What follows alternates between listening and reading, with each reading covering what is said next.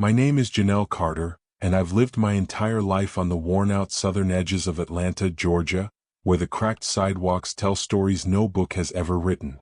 Our apartment building stands like an old survivor, its paint faded and its bricks always holding the heat of summer, no matter the season. Down here, people don't dream loudly, they whisper their hopes like secrets, afraid someone might steal them or laugh at them. Growing up, I believed that if I stayed quiet enough, life wouldn't notice me. Maybe that's why I learned to enjoy silence. I never liked crowds, never liked noise, and never liked eyes staring at me for too long. Whenever I walked through the hallway to get to school, I kept my head down, listening to the blend of voices, arguments, babies crying, and televisions blaring at full volume. Life around me felt loud, chaotic, and unpredictable, but inside my mind all I wanted was calm. Home wasn't perfect, but it was everything I had.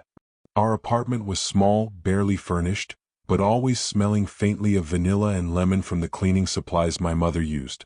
She worked constantly, day, night, weekends, holidays, whatever it took to keep the bills from swallowing us. Her name was Danielle Carter, a woman whose strength never matched her body size. She was slim, quiet, and gentle, yet powerful in a way that made struggle look survivable. When we sat together, she always asked how school was, even on days when her exhaustion looked like it wanted to knock her out mid-sentence. I could see tired lines deepening on her face long before most kids ever noticed such things about their parents. She never complained, never cried in front of me, never spoke about what she lost, only what we still had. And she protected one thing more than anything else: her past. While most families displayed framed pictures, ours showed none. No wedding photos, no childhood images, no relatives, no best memories collection.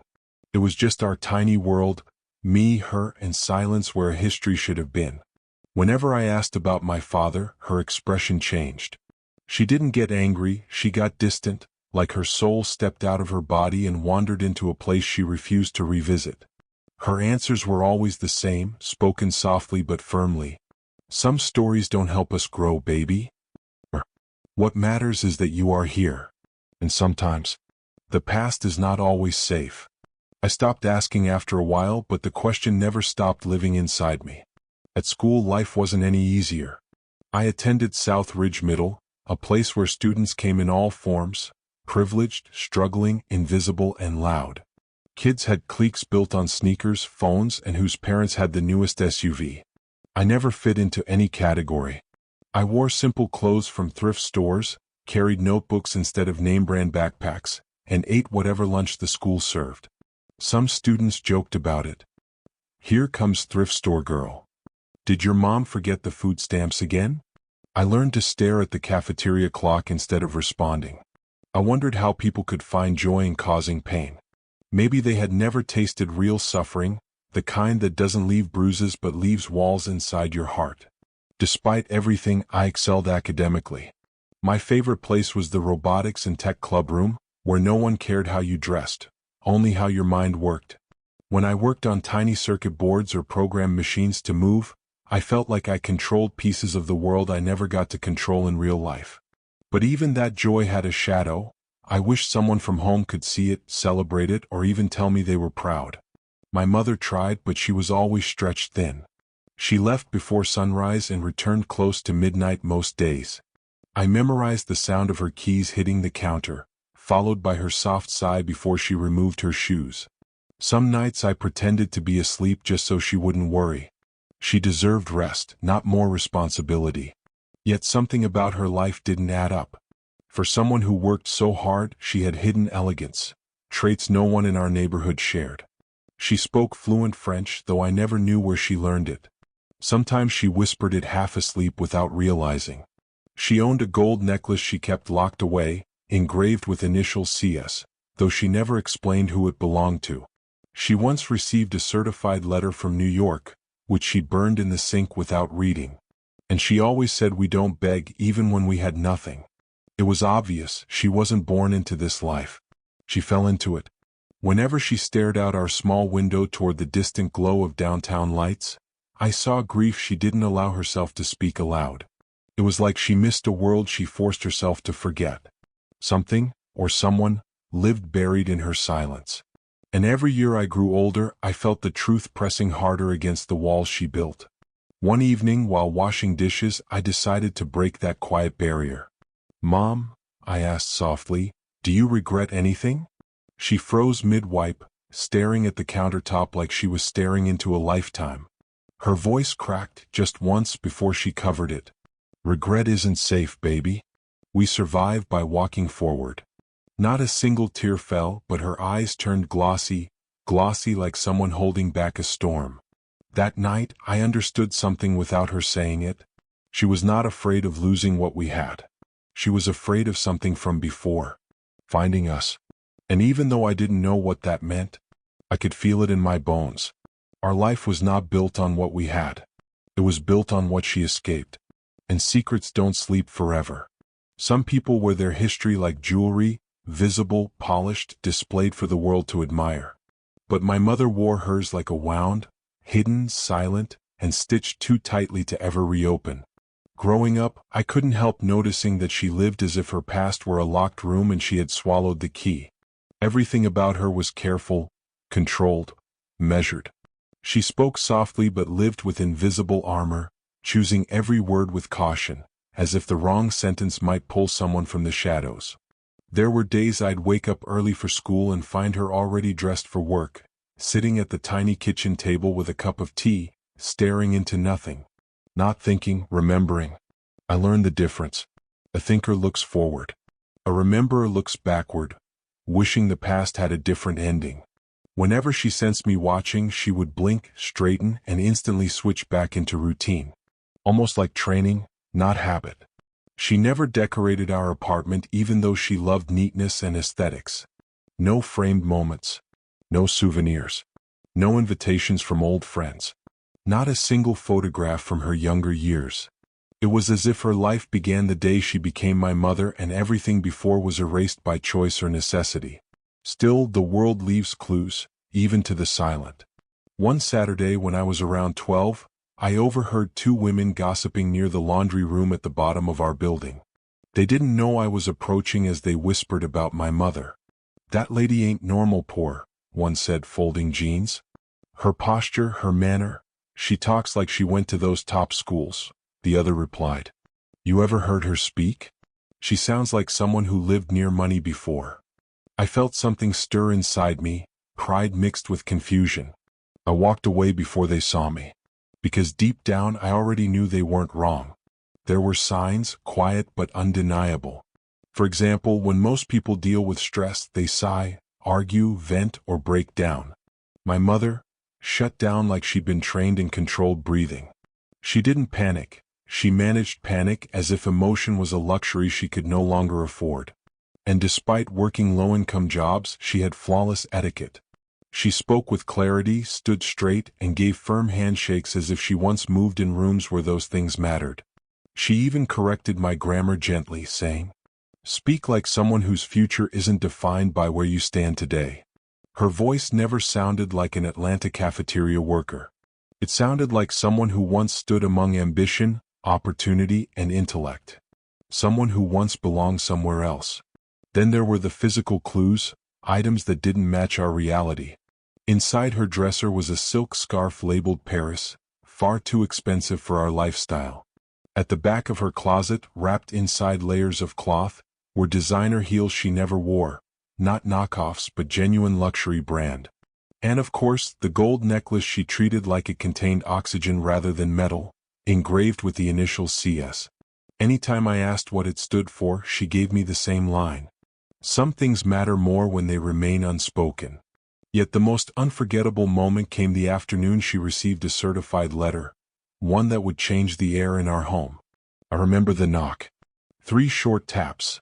Not the rhythm of neighbors, not the thump of package deliveries, professional taps. My mother opened the door and a man wearing a courier uniform handed her the envelope, requiring her signature. She hesitated, hand frozen halfway before signing. Her shoulders pulled tight, and her breathing became shallow, something I had never seen. As soon as the courier left, she locked all bolts, closed every curtain, and stood staring at the envelope like it was a threat instead of paper. Her voice lowered, barely audible. "You didn't see anything. Go to your room. But I didn't leave. I watched from the hallway silently. She turned on the kitchen faucet and placed the envelope near the sink, her hands shaking. She hesitated for several minutes, then instead of opening it, she burned it. Slowly, piece by piece, turning it into ash while tears slipped down her face unnoticed. Reality didn't shatter loudly, it cracked quietly. I didn't know who sent it, or what message it carried. But I understood one truth. My mother wasn't hiding something. She was hiding from someone. From that day her rules changed. No answering unknown numbers. No sharing personal details. No posting anything online. No talking to strangers about family. If I ever asked why, she whispered, safety doesn't look dramatic. It looks ordinary. She never elaborated. Over time, I realized she never wanted attachment. She avoided neighborhood friendships, skipped community events, declined parties and gatherings. She never introduced herself by anything more than her first name, even when others shared their entire life story. She wasn't cold, she was cautious. And there was another detail I noticed as I grew older. She never dated. No man ever visited. No calls at night. No perfume bought for romantic evenings. No laughter shared with a partner. It was like love itself was dangerous. Sometimes at night, through the thin apartment walls, I could hear muffled sobs. Not loud, painful ones, but quiet, restrained, almost respectful sobs, like she believed she wasn't allowed to cry. One evening, I sat beside her on the couch and finally dared to ask, Mom, did you ever trust someone who didn't deserve your trust? Her eyes flickered, not in fear but in recognition. Like that sentence was a memory, not a question. She replied gently, Sweetheart, sometimes the most painful secret is that the person you trusted wasn't the danger. The danger came from those who claimed to love them. I didn't fully understand then. But years later, that sentence would become the key to everything. For now, it only deepened my curiosity. Who was she before this life? Where did she come from? Who hurt her? And why was the past dangerous? The answers lived somewhere behind her silence. Just waiting. For the moment, it could no longer stay buried. Because secrets don't stay secrets forever. Not even the ones meant to protect. I remember stepping out of that ambulance, my legs trembling beneath me, as if they had forgotten how to hold me. The cold automatic doors of the Sioux Valley Medical Center slid open, releasing a wave of antiseptic air that smelled like fear and uncertainty. The fluorescent lights above buzzed, sharp and unfriendly, and everything about that moment felt too loud and too bright for a night that had already torn me apart. Nurses rushed my mother down the hallway, wheels screeching across the polished floor, and I kept whispering, Please, don't take her away from me. My voice cracked with each word. I tried to follow, but a nurse gently blocked my path, telling me to wait in the lobby. She didn't know that waiting felt like torture, because my entire life had been built on unanswered questions, and now my mother's life joined that list. I sat down in one of the hard plastic chairs, hands clasped together. Every second felt like a countdown. My heartbeat drowned out the noise around me, the coughs, the whispers, the phones ringing, the machines beeping behind closed doors. And then, a shadow approached. I lifted my head and saw the man I had spoken to on the phone, the man with the calm, deep voice, standing a few feet away. His presence carried weight, not just because of his expensive suit or the discreet security guard behind him, but because he stared at me like he recognized something he couldn't explain. His eyes were soft, blue like winter rivers, holding a mixture of concern and curiosity. You're the girl from the call? He finally asked. I nodded, swallowing the lump in my throat. Why yes. I didn't mean to call you. I just clicked the last number my mom dialed. He lowered himself into the chair next to mine, his expression unreadable. You did the right thing, he said slowly. I was nearby, so I came. Nearby? In a private jet? In a limousine? Leaving a high-level executive meeting? I didn't know how billionaires worked, but it clearly wasn't like everyone else. I wiped my tears with the back of my hand, embarrassed. I'm sorry if I caused trouble. Instead of responding immediately, he watched my face, as if comparing it to something he once saw or once loved. Then he whispered almost to himself, No trouble at all. Before I could ask his name again, because that was the one thing I realized I never asked, a nurse called out, "Family of Ms. Washington?" I jumped up so fast I nearly tripped. "That's me, I'm her daughter." The nurse hesitated, eyes shifting between the stranger in the suit and me. "She's in critical care, but stable for now." I felt the world loosen its grip slightly. "She's conscious but very weak. She's asking for you." My wrists tingled, knees weak again, but I forced myself forward. The stranger stood too. "May I come with you?" he asked softly. I didn't know why, but something in me wanted to say yes. Something in me trusted him, or maybe I simply didn't want to face another terrifying moment alone. I nodded. The ICU room was dim, lit only by blue monitors and the small lamp above the bed. My mother lay there, pale and fragile, lips cracked, an oxygen tube resting beneath her nose. She looked like she aged 10 years in one night. "Mom," I whispered, holding her hand carefully, afraid I might break her. Her eyelids fluttered open, and when she saw me, her expression barely changed. Only her eyes did. They softened, almost apologetic. "Baby," her voice was thin, raspy, like paper tearing. "You're safe." "I'm right here," I whispered. "I'm not going anywhere." Out of instinct, she tried to sit up, but pain forced her back down. Then, her gaze shifted and landed on the stranger in the doorway. Her pupils expanded with shock, not curiosity, but recognition. His jaw tightened, breathing halted, as if he was staring at a ghost he buried long ago. The nurse stepped away quietly. Something was unfolding, something heavy, and she knew better than to interrupt. My mother's breathing quickened. "What are you doing here?" she whispered. I looked between the two of them, stunned. "Wait, you two know each other?" The man remained silent, but his eyes glistened, and his shoulders stiffened like he was preparing to hear a truth he wasn't ready for. My mother squeezed my hand with surprising strength. "I told you never to call him," she whispered, barely audible. "But I didn't know who he was," I replied, confusion building like a storm. "I didn't even know his name." My mother closed her eyes slowly, tears slipping out, trailing down her pale cheeks. "His name," she whispered, choking on the words, "is Daniel Harrington." The room fell silent. My heart skipped, then dropped, then twisted itself into knots. Daniel Harrington, the Daniel Harrington, the business mogul whose face and headlines were everywhere. The man whose name belonged to a world far above mine. Billionaire, innovator, powerhouse, media icon. And my mother said his name like it tasted of old memories and deeper wounds. He stepped closer, voice trembling just once. "Why didn't you tell me?" Silence. My mother stared at him, eyes filled with pain I didn't understand. "Because," she whispered, "you were never supposed to know." His expression fractured, hurt, regret, disbelief all intertwining. And I stood in the middle, feeling like the ground was tilting beneath me. Because suddenly, it wasn't just a medical emergency. It was the unraveling of a hidden history. A secret 16 years in the making. A truth someone had risked everything to bury. My voice trembled as I looked at them both. Why would he need to know?" I asked, afraid of the answer. My mother looked directly into my eyes, tears blurring her vision, voice breaking into a whisper that felt like lightning striking the air. "Honey," she said, breath trembling, "because he's not just anyone." Her voice faded. "He's your father." The moment those words left my mother's weak, trembling lips, the air in the room felt too heavy to breathe. The walls felt like they were closing in, squeezing every bit of oxygen from inside my chest.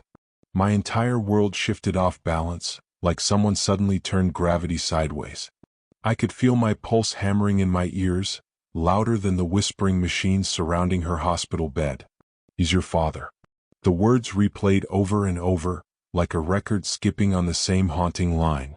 I turned slowly, staring at the man whose presence already commanded the room, Daniel Harrington, a name associated with power, privilege, polished boardrooms, and magazine covers. A name so distant from everything I ever knew, yet now, somehow, connected to me. He froze, every muscle in his jaw tightening. His eyes widened, but not with surprise, more like confirmation of a suspicion he buried long ago. My throat burned as confusion twisted through me. "Tell me she's wrong," I whispered, barely able to form the words. "Tell me this is just a misunderstanding." But he didn't move. He didn't blink. He didn't deny it. He stepped closer, voice low and stunned. "Is it true?" he asked my mother, each syllable carrying weight, almost shaking. "All this time, she's mine?" My mother squeezed her eyes shut, more tears forming. Her silence was louder than any spoken confession. I stepped back as if his shadow suddenly became too large, too unfamiliar. My chest tightened. Why? Why didn't either of you tell me? Why was I kept in the dark? Why was my life built on half-truths? My mother's eyes finally opened, glassy and tired. She glanced at me with guilt that cut deeper than her illness. "I wanted to protect you," she whispered. "Protect me from what?" I asked, voice breaking. "From him?" She shook her head weakly. "No, from the world he lives in." Daniel's expression shifted, jaw clenching. "The world I live in? You mean success? Stability? Opportunity?" I had the right to know. My mother looked at him with both sorrow and bitterness. "You had every right," she whispered, "but you weren't ready then. You were unstoppable, reckless, drowning in ambition. Everything mattered to you, except what mattered most." The accusation hit him like a thrown stone. His breath faltered. His eyes turned downward for a moment, fists slowly curling at his sides. But I wasn't thinking about him, not yet. My heart was with the woman who raised me, worked 2 jobs, hid tears in the bathroom late at night, and never asked for anything from anyone. I sat back down, my voice trembling. "Is it really true?"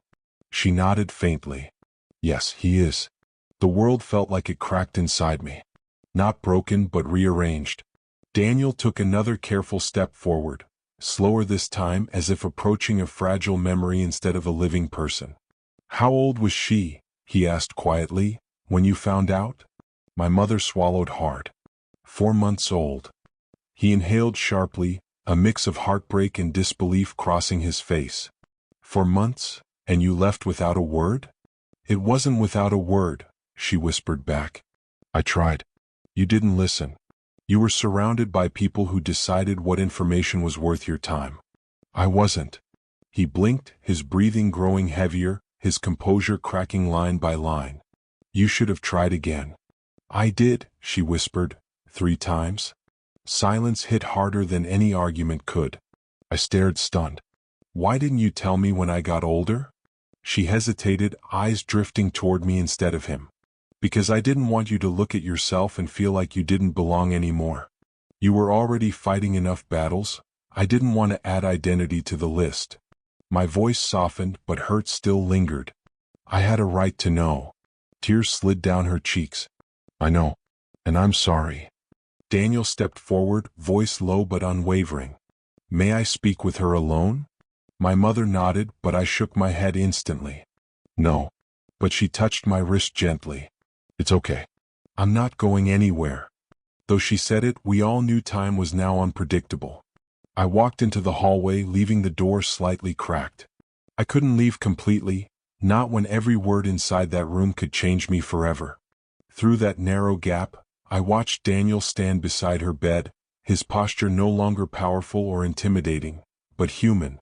"I would have been there," he whispered, voice trembling. "I would have taken care of both of you." My mother closed her eyes. "That's what I was afraid of, being taken care of at the cost of losing myself." His voice shook. "I wasn't that selfish." "You didn't mean to be," she replied softly, "but the people around you were. They wanted your empire untouchable. A child from outside their plans would have meant vulnerability. They wouldn't have allowed it." His face fell, realization painful. "So, you left because of them?" "No," she breathed out. "I left because of what loving you was turning me into. I didn't want our daughter to grow up believing she needed fame beside her name to be worthy." Both fell silent. When I re-entered the room, neither spoke. Their eyes were red, hers exhausted from years, his from minutes. I took my mother's hand again, my voice softer. "I'm not angry, but I need the truth. All of it." Daniel took a slow breath. "If you'll allow it, I want to be part of your life now." His request hit me unexpectedly. Not because I didn't want answers, but because the idea of suddenly having a father felt too unreal to process. I looked at him, not the billionaire, not the icon, but the man behind the headlines. He seemed sincere, terrified, hopeful, guilty, and amazed all at once. He continued, voice steadier now. I don't care about the past as much as I care about not losing what's left of the future. I stared at him, and for a moment saw myself in his eyes. But before I could respond, alarms sounded and nurses rushed in. My mother's heart rate began to drop. Her breathing turned shallow. Doctors ordered us to step back. And just like that, I felt the safest part of my life slipping through my fingertips. The room exploded into motion. Nurses rushed in, their shoes squeaking against the polished floor, while the heart monitor beside my mother's bed began releasing rapid, desperate beeps, each one striking like thunder inside my head. A doctor shouted instructions, another prepared a syringe, and someone pulled a crash cart across the floor so fast it nearly hit the wall. I froze. My feet refused to move, like fear had poured concrete into my veins. Mom, please hold on, I whispered, unable to breathe. Two nurses gently moved me back, but I kept my eyes locked on her face, pale, frightened, and fading. Her chest rose and fell unevenly, her lips trembling as if she still had something to say but her lungs couldn't carry it. Daniel stood beside me, placing a steadying hand on my shoulder. His face lost all its controlled composure. He looked devastated, helpless, like a man staring at the consequences of fate he wished he could rewrite. Doctors worked quickly, adjusting machines, checking vitals, whispering urgent medical terms I didn't understand but feared anyway. Then the longest moment of all. The beeping slowed, and slowed, and slowed, until the entire room seemed to hold its breath with her. I felt the world collapsing in slow motion.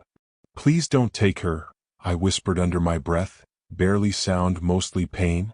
A doctor finally turned to us, voice steady but serious. She's alive, but her heart is extremely weak. We're moving her to advanced critical care. Only one of you may stay with her overnight.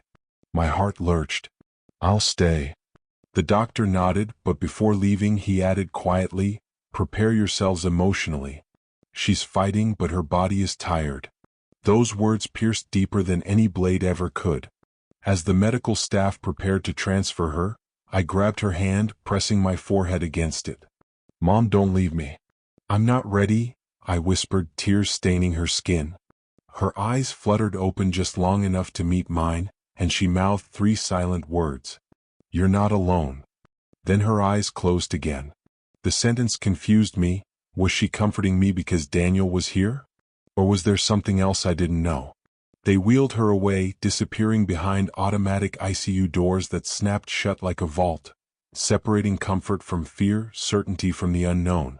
I leaned against the hallway wall, sliding down until I sat on the cold floor, hugging my knees. My breath shook uncontrollably. Daniel lowered himself beside me, but not too close, as if he already understood I needed space to breathe, not pressure to respond. For a minute, neither of us spoke. The silence felt heavy, but it wasn't empty, it was filled with everything we were both afraid to say. Finally, I whispered, do you think she's going to die? He didn't respond right away, and somehow that honesty hurt less than false hope. I don't know, he murmured, voice rough with emotion. But I know this, she is stronger than anyone I've ever met. I nodded, wiping my face. He stared straight ahead, eyes unfocused, like he was watching memories only he could see. I never stopped thinking about her, he said quietly. There were nights when everything looked perfect on the outside, but one unanswered chapter never stopped echoing. His admission shocked me. You cared about her? He turned toward me, pain flickering across his face. She wasn't a mistake. She wasn't a moment. She was my peace. My throat tightened again. She never told me any of this. She wouldn't, he whispered.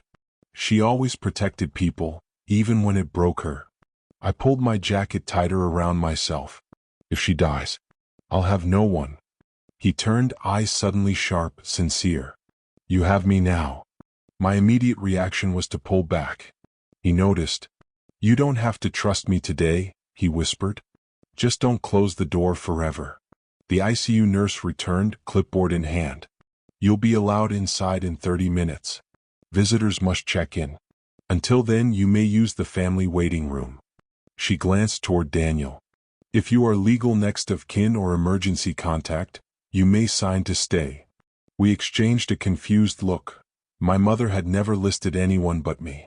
But then the nurse added, there's already a name in the file, dated years back with emergency authorization rights. My stomach twisted. Who? The nurse checked again, then spoke calmly. Daniel Harrington. My heart nearly stopped. My mother had kept his name on her hospital records for years, even while never telling me who he was. Daniel stared at the floor, voice stunned. Why would she do that if she never wanted to see me again?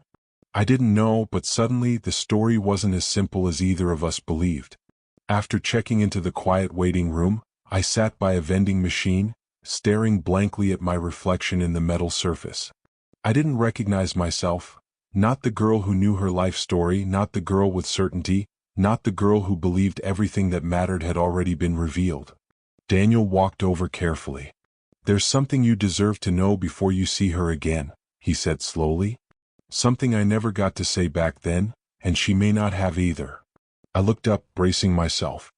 He exhaled deeply, as if gathering courage from a past that never healed. I didn't leave her, he said. She disappeared. One day we were planning together. The next day she was gone. No letter. No call. No explanation. Nothing. My eyes widened. That's not what she implied earlier. I know, he whispered, which means someone changed the story, and we're missing the real truth. I felt my heartbeat quicken. What happened back then? He leaned forward, voice quiet but intense. I think someone made sure we never saw each other again. Before I could ask another question, the ICU doors opened. A doctor stepped out. Are you two here for Ms. Washington? We stood immediately. The doctor paused, delivering a cautious look. We need to talk inside my office. He motioned for us to follow. My knees shook as I walked, 1,000 fears and possibilities flashing through my mind. Something told me. This was not just about illness anymore. This was about secrets, buried ones. And we were about to open the first one. The doctor's office was dimly lit, quiet enough that I could hear my own heartbeat thumping inside my ears. My hands trembled as I sat down, and Daniel remained standing behind me, his presence heavy with tension. The doctor, a middle-aged woman with calm but serious eyes, closed the door gently, as if the hallway outside wasn't safe to hear what she was about to say. She folded her hands and looked at us carefully. There's something we found in her medical file, she began. It's marked confidential and was never disclosed due to a restricted note attached years ago. My brows furrowed. Restricted by who? Her eyes shifted, slowly, toward Daniel. He leaned forward, shocked. By me? That's impossible. I haven't seen her in over 16 years. The doctor gently pulled a thin, sealed envelope from a locked drawer. It was old, slightly yellow at the edges, but still intact, like a message preserved for the right moment. My stomach twisted. This was added to the file by a private attorney's office that represented your corporation at the time, she said carefully. Not you, the legal power connected to your name. Daniel's expression turned cold, jaw tightening. My father's firm. It wasn't a question. It was a realization. The doctor slid the envelope closer. It contains a documented reason for why Ms. Washington requested emergency authorization under your name but never contacted you personally. My breath caught. Every second felt like a knife slowly turning. Can we open it? I whispered. The doctor nodded. Legally, her daughter and the authorized person of record both have the right. That's the two of you. Daniel pulled a chair and sat beside me, suddenly not a billionaire, just a man dreading the truth. We opened it together. Inside was a typed statement, notarized and stamped, followed by a handwritten note. I read the typed portion first. Due to safety concerns surrounding an undisclosed minor born outside public knowledge, Ms. Washington is advised to distance herself from Mr. Harrington and avoid all direct contact. Failure to comply may result in legal intervention, loss of privacy, and potential custodial risk should external parties seek leverage. My voice broke. Custodial risk? What does that mean? Daniel's eyes darkened. My father didn't want any scandal around the empire.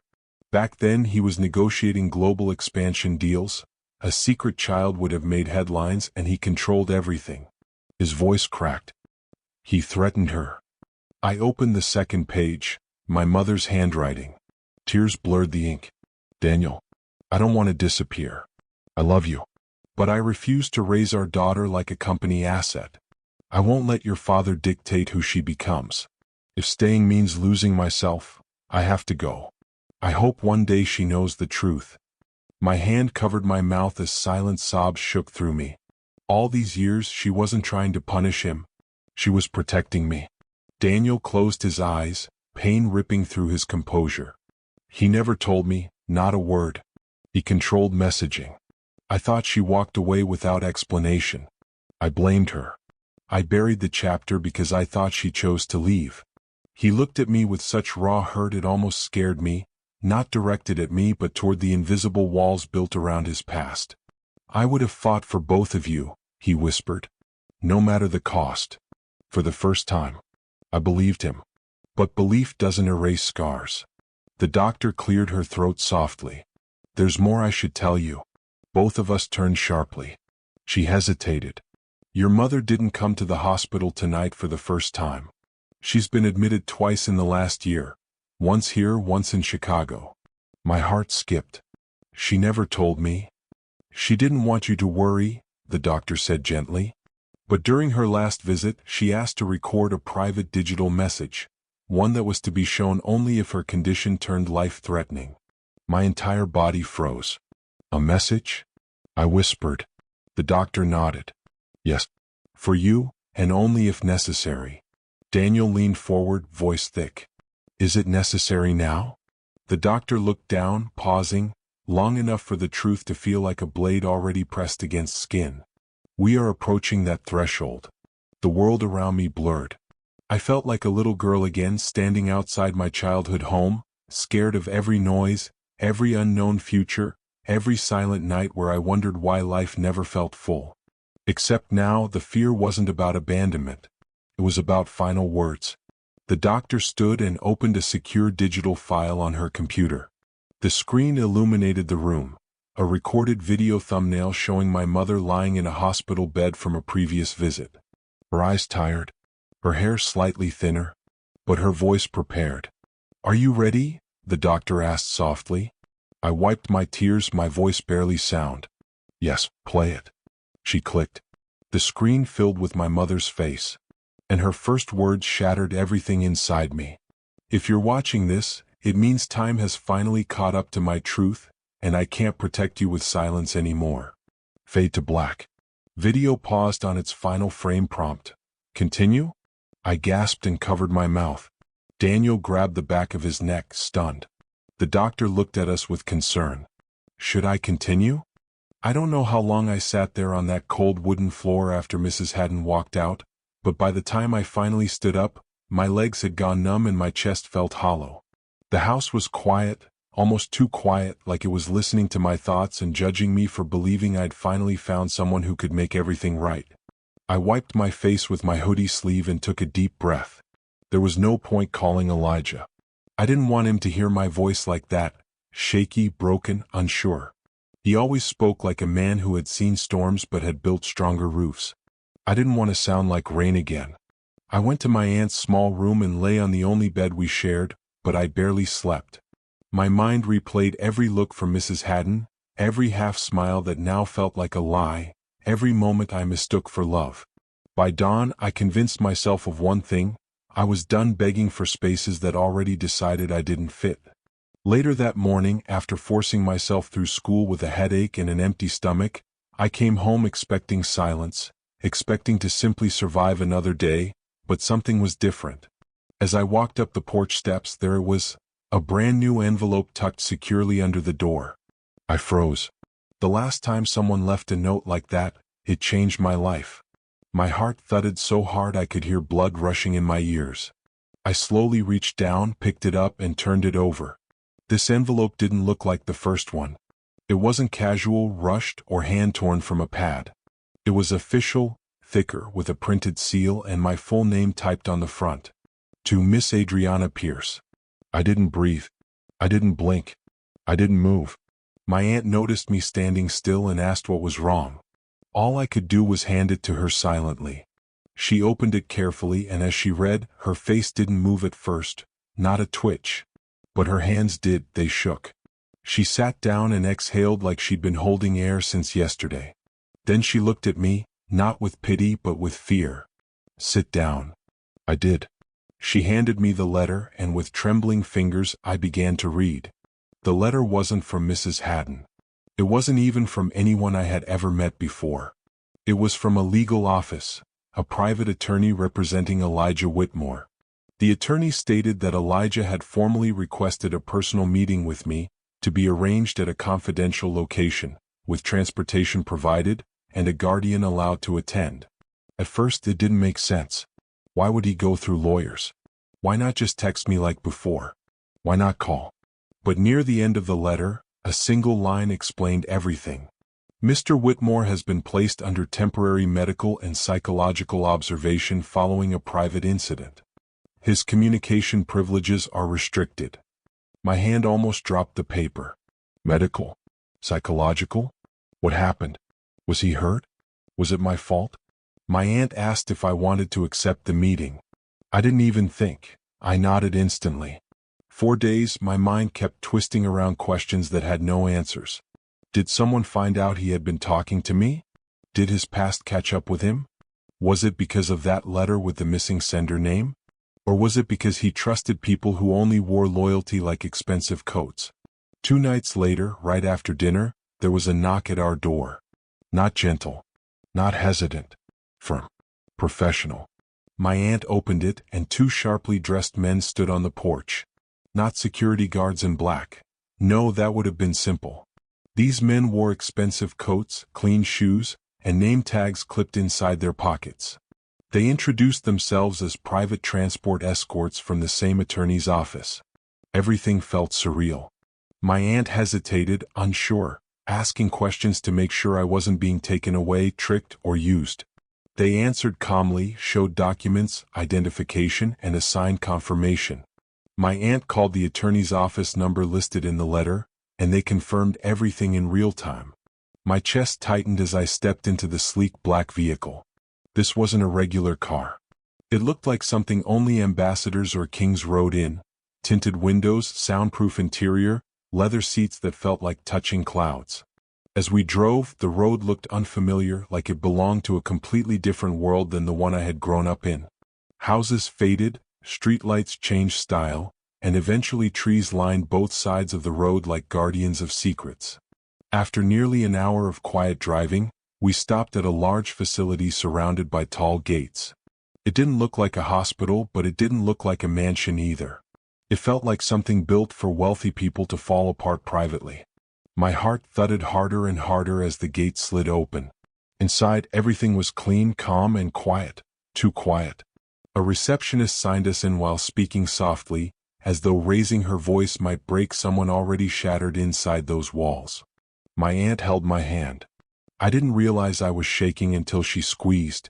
We sat down in a waiting area with calm music, soft lights, and warm colors.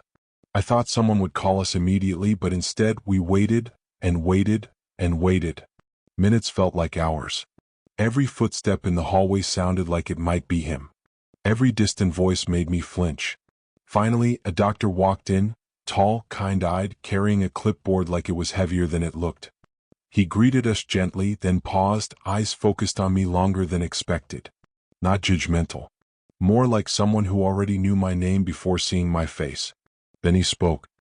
"He's been waiting for you." My breath caught. My aunt's hand tightened around mine.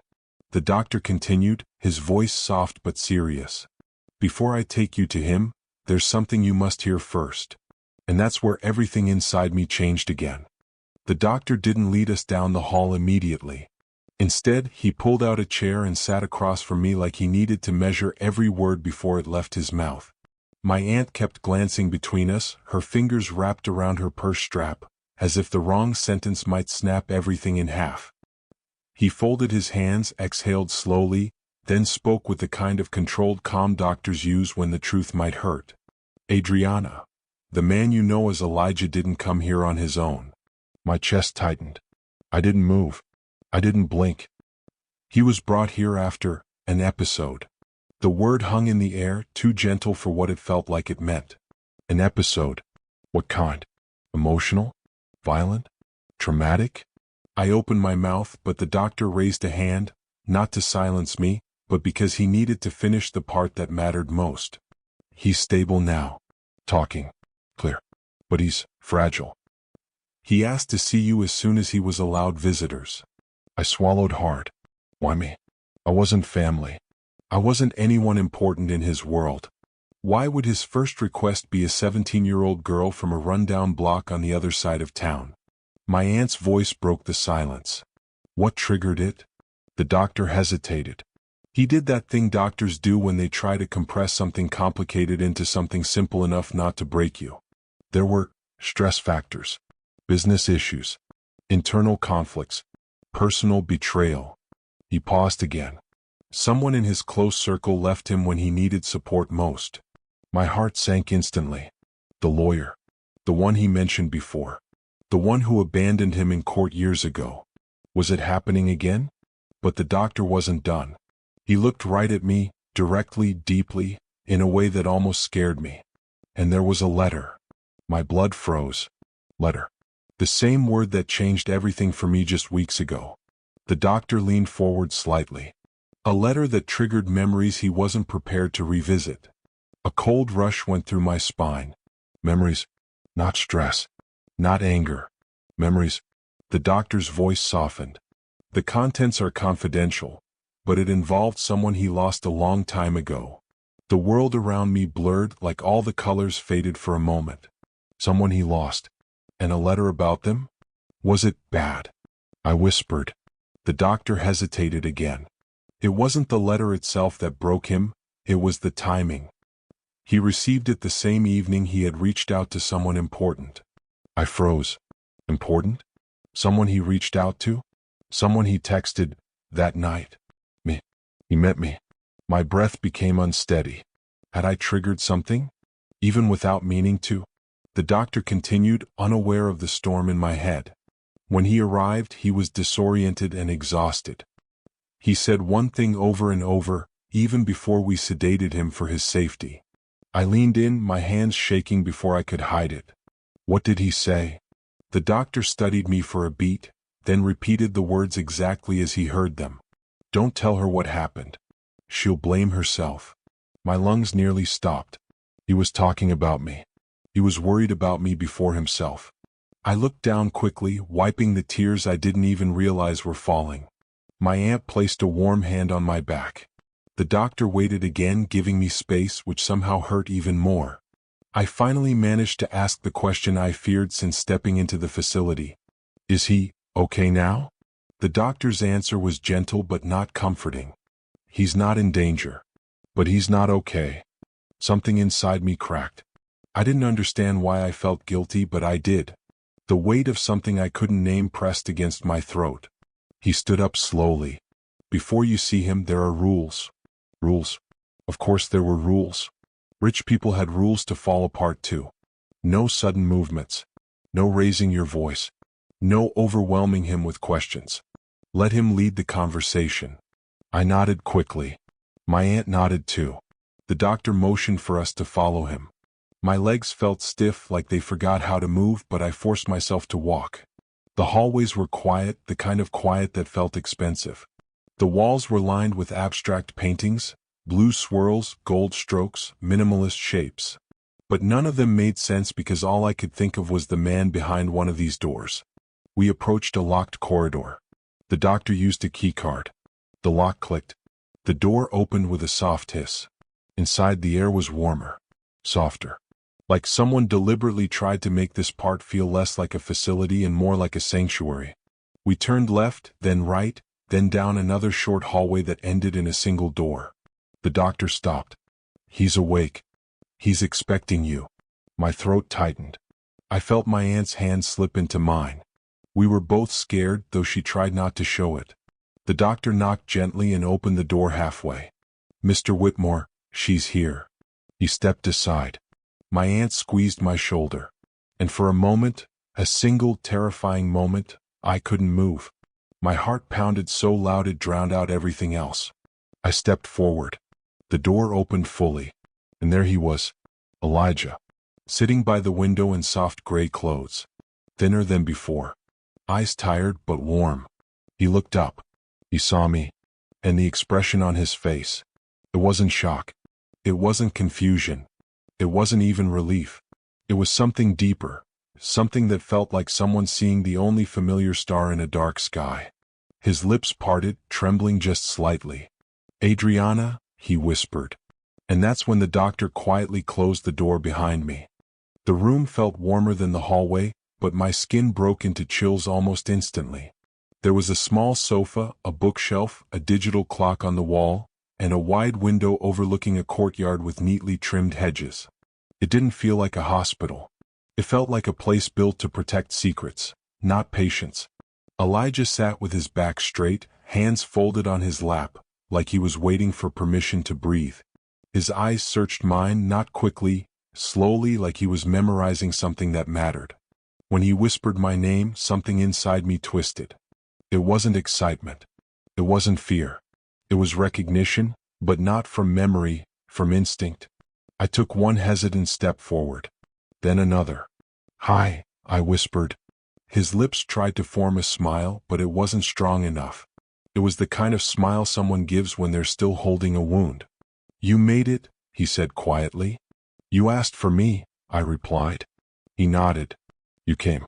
That means more than you know." I wanted to ask 100 questions, maybe even 1,000. Who brought him here? What happened before he was taken in? What letter triggered everything? Why did he look at me like I was someone he'd lost before? But one question pushed itself to the front, the one that haunted me since I first heard his name. "How do you know my mother?"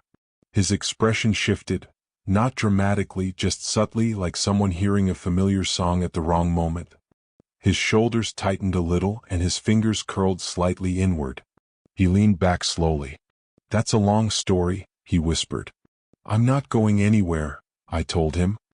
He breathed out slowly, then looked through the window as if the past was still wandering out there somewhere. "I met your mother a long time ago," he began. "Long before life got loud. Long before success became something people measured instead of something they appreciated." The tone of his voice changed, softer, reverent, like my mother was sacred ground. "I was nobody when I met her," he continued. "Not rich, not important, not chaste, not praised. Just a young man who believed life was supposed to mean more than survival." I blinked. "Nobody?" "Elijah Whitmore, the billionaire who owned corporations, whose name appeared in every business interview, whose face sat on magazine covers." "Nobody?" He looked at me again, reading my thoughts without needing them spoken. "Yes," he said. "At one point, I was exactly what people would now call invisible." I didn't interrupt. I needed every word. He continued. "Your mother, she didn't see the world the way most people did. She didn't chase money, popularity, or status. She looked at life like every person had a story, even strangers." He paused. "She was the first person who ever looked at me like I had value, not potential, not leverage, value." The air thinned, because those were the words I had always wished someone would use for me. He stared down at his hands for a moment. "We planned everything, you know. A life, a future, even a home. We believed nothing could break us. We promised each other forever." His voice lowered. "But the world around us had different plans." I swallowed. "Why didn't she tell me any of this?" He smiled sadly. "Because sometimes parents believe pain is safer when carried alone." He looked back up at me with eyes full of regret, not general regret, regret shaped exactly like my name. "You look so much like her," he whispered. For a moment, I didn't know whether to feel honored or terrified. I had always imagined my mother lived a plain life. One job, one child, one quiet world. I never imagined she once had a love story that looked like destiny. But something still didn't fit. If you two loved each other, why did she leave? I asked. He closed his eyes slowly as if the question hit a part of him that was still bleeding. That, he whispered, is the question that destroyed me. Silence spread between us like something alive. After a few quiet seconds, Elijah sat forward, elbows on his knees, voice heavier. I searched for her, he said. I looked everywhere. I filed private inquiries, asked mutual friends, hired people. Nothing. She was gone, as if she vanished off the map. I froze. Vanished. Just like the doctor said, he lost someone. And then, he whispered, the letter came. My breath caught. That letter you received recently? I asked. He shook his head slowly. No. The one that came back then. His voice broke. And it said she didn't love me anymore. My heart slammed inside my chest. That doesn't sound like my mother, I whispered instantly. His eyes stung with an emotion I didn't know how to name. I know, he replied. But back then, I believed it. He rubbed his forehead like the memory still hurt physically. When people lose something they can't replace, they find comfort in building distractions. Mine just happened to turn into an empire. He finally looked at me again, fully, directly, with no shield between us. She was my beginning, and her disappearance became the beginning of everything else. I didn't know whether I should sit or stand or cry or run. My throat burned. I took a small step closer. So why did you want to see me? He didn't answer right away. He reached slowly into the pocket of his shirt and pulled out something wrapped in a folded tissue, trembling slightly as he held it. He unwrapped it carefully. Inside was a necklace, a delicate gold piece with a tiny engraved pendant. My world narrowed, because it matched something. Not similar, not close, identical. It was the same as the one in my mother's drawer. Elijah looked at it with eyes full of memories and whispered, I bought this for the baby we planned for. The room disappeared. I felt my knees weaken. Air became impossible to swallow. And my voice cracked into a single shaking whisper. What baby? The question hung in the air like smoke that refused to fade. My voice trembled, not because I didn't understand what he implied, but because some part of me, a part I'd ignored for years, already feared the answer. Elijah didn't speak right away. His fingers tightened gently around the necklace, like letting go of it would erase something sacred. He stared at it before slowly lifting his eyes back to mine, and when he did, there was no more hesitation, no more emotional shields, no more distance. The baby, he whispered, that your mother and I created, was you. The room didn't spin, it stopped. My heart didn't beat faster, it paused. My mind didn't race, it emptied. Everything inside me wanted to deny it instantly, to laugh, cry, scream, run, collapse.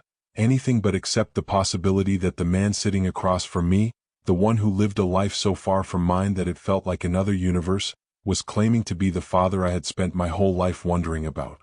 But my voice came out flat, almost numb. You think I'm your daughter? He didn't correct me. He didn't soften it. He didn't add conditions. He simply said, I don't think. I have always known. My breath shattered in my throat. Always known? Oh, when? Why didn't he find me? Why didn't he fight? Why didn't he try harder? A storm of feelings crashed inside me. Hope, rage, grief, fear, longing, as if every unanswered question I'd ever had woke up at the same exact second. I backed up a single step. He noticed, and it hurt him. I know it sounds unbelievable, he continued softly, but I recognized you the moment you spoke. Not from your face, not from your eyes. He paused, searching for the right words. From the way you looked at people. The way you spoke about your mother. The way you worried about her before you worried about yourself. You are her reflection, not just in appearance but in spirit. My throat tightened.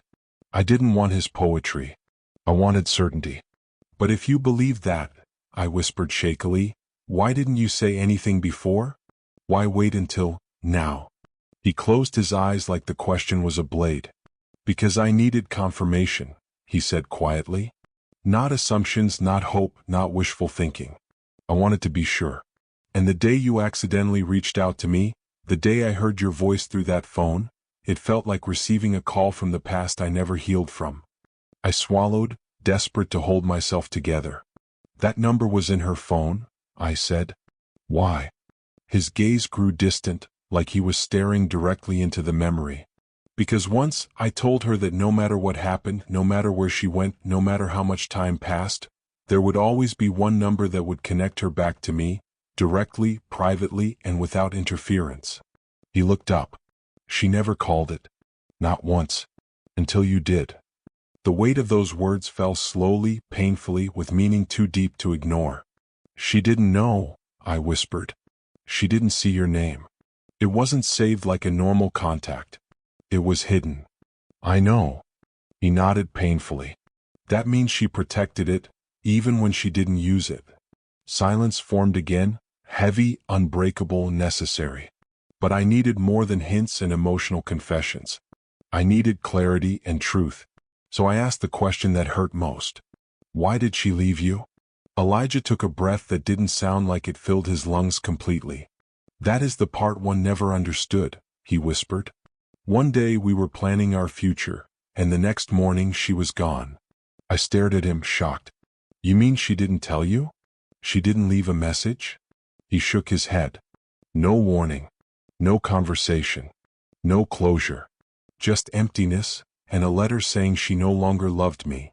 He pressed his hand against his chest, like the memory still stabbed. A letter that sounded nothing like the woman I loved. I froze. "Wait." My voice slowed. "You said it sounded nothing like her, so why did you believe it?" His answer was a whisper full of regret.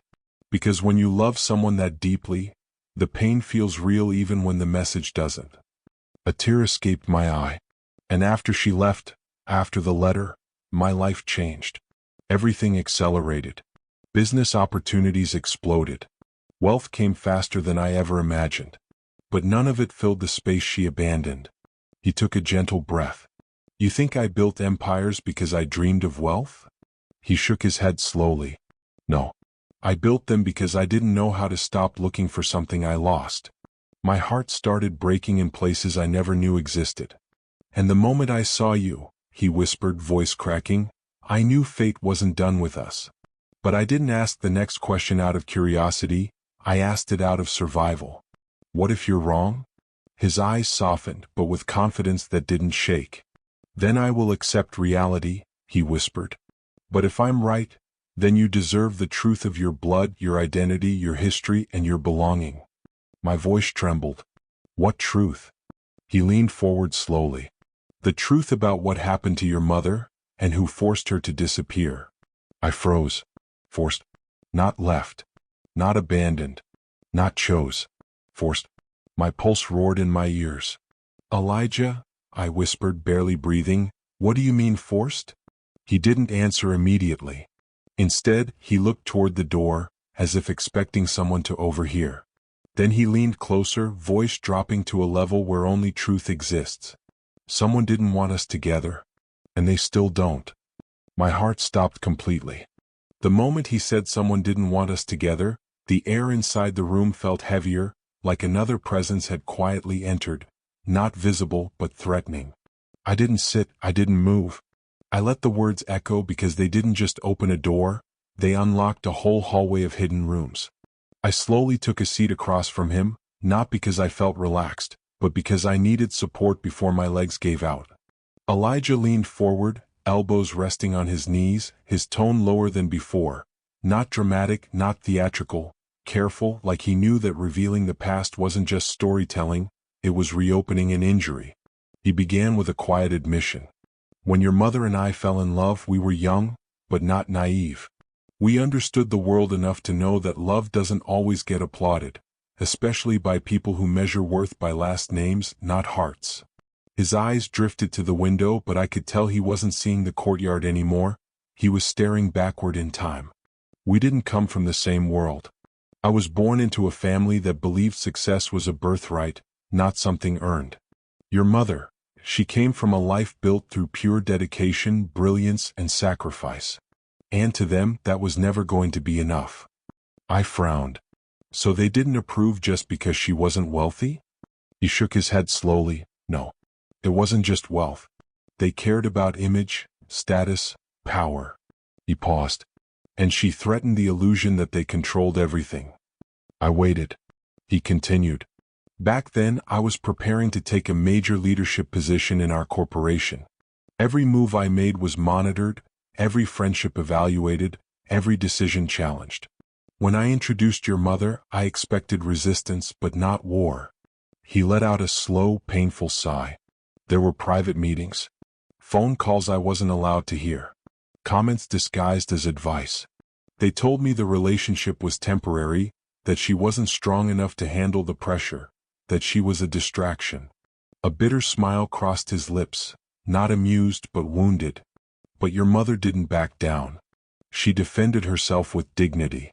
She refused to let anyone disrespect her. And that made them hate her more, because she carried herself like someone who didn't need permission to be worthy. I felt warmth rush to my chest, pride I didn't expect. So what happened? I whispered. His jaw tightened slightly. They realized talking wouldn't end it, so they escalated. My pulse quickened. What do you mean? He looked down, rubbing his thumb across the necklace chain. They offered her money first, enough to provide for her whole future. She turned it down before the conversation even ended.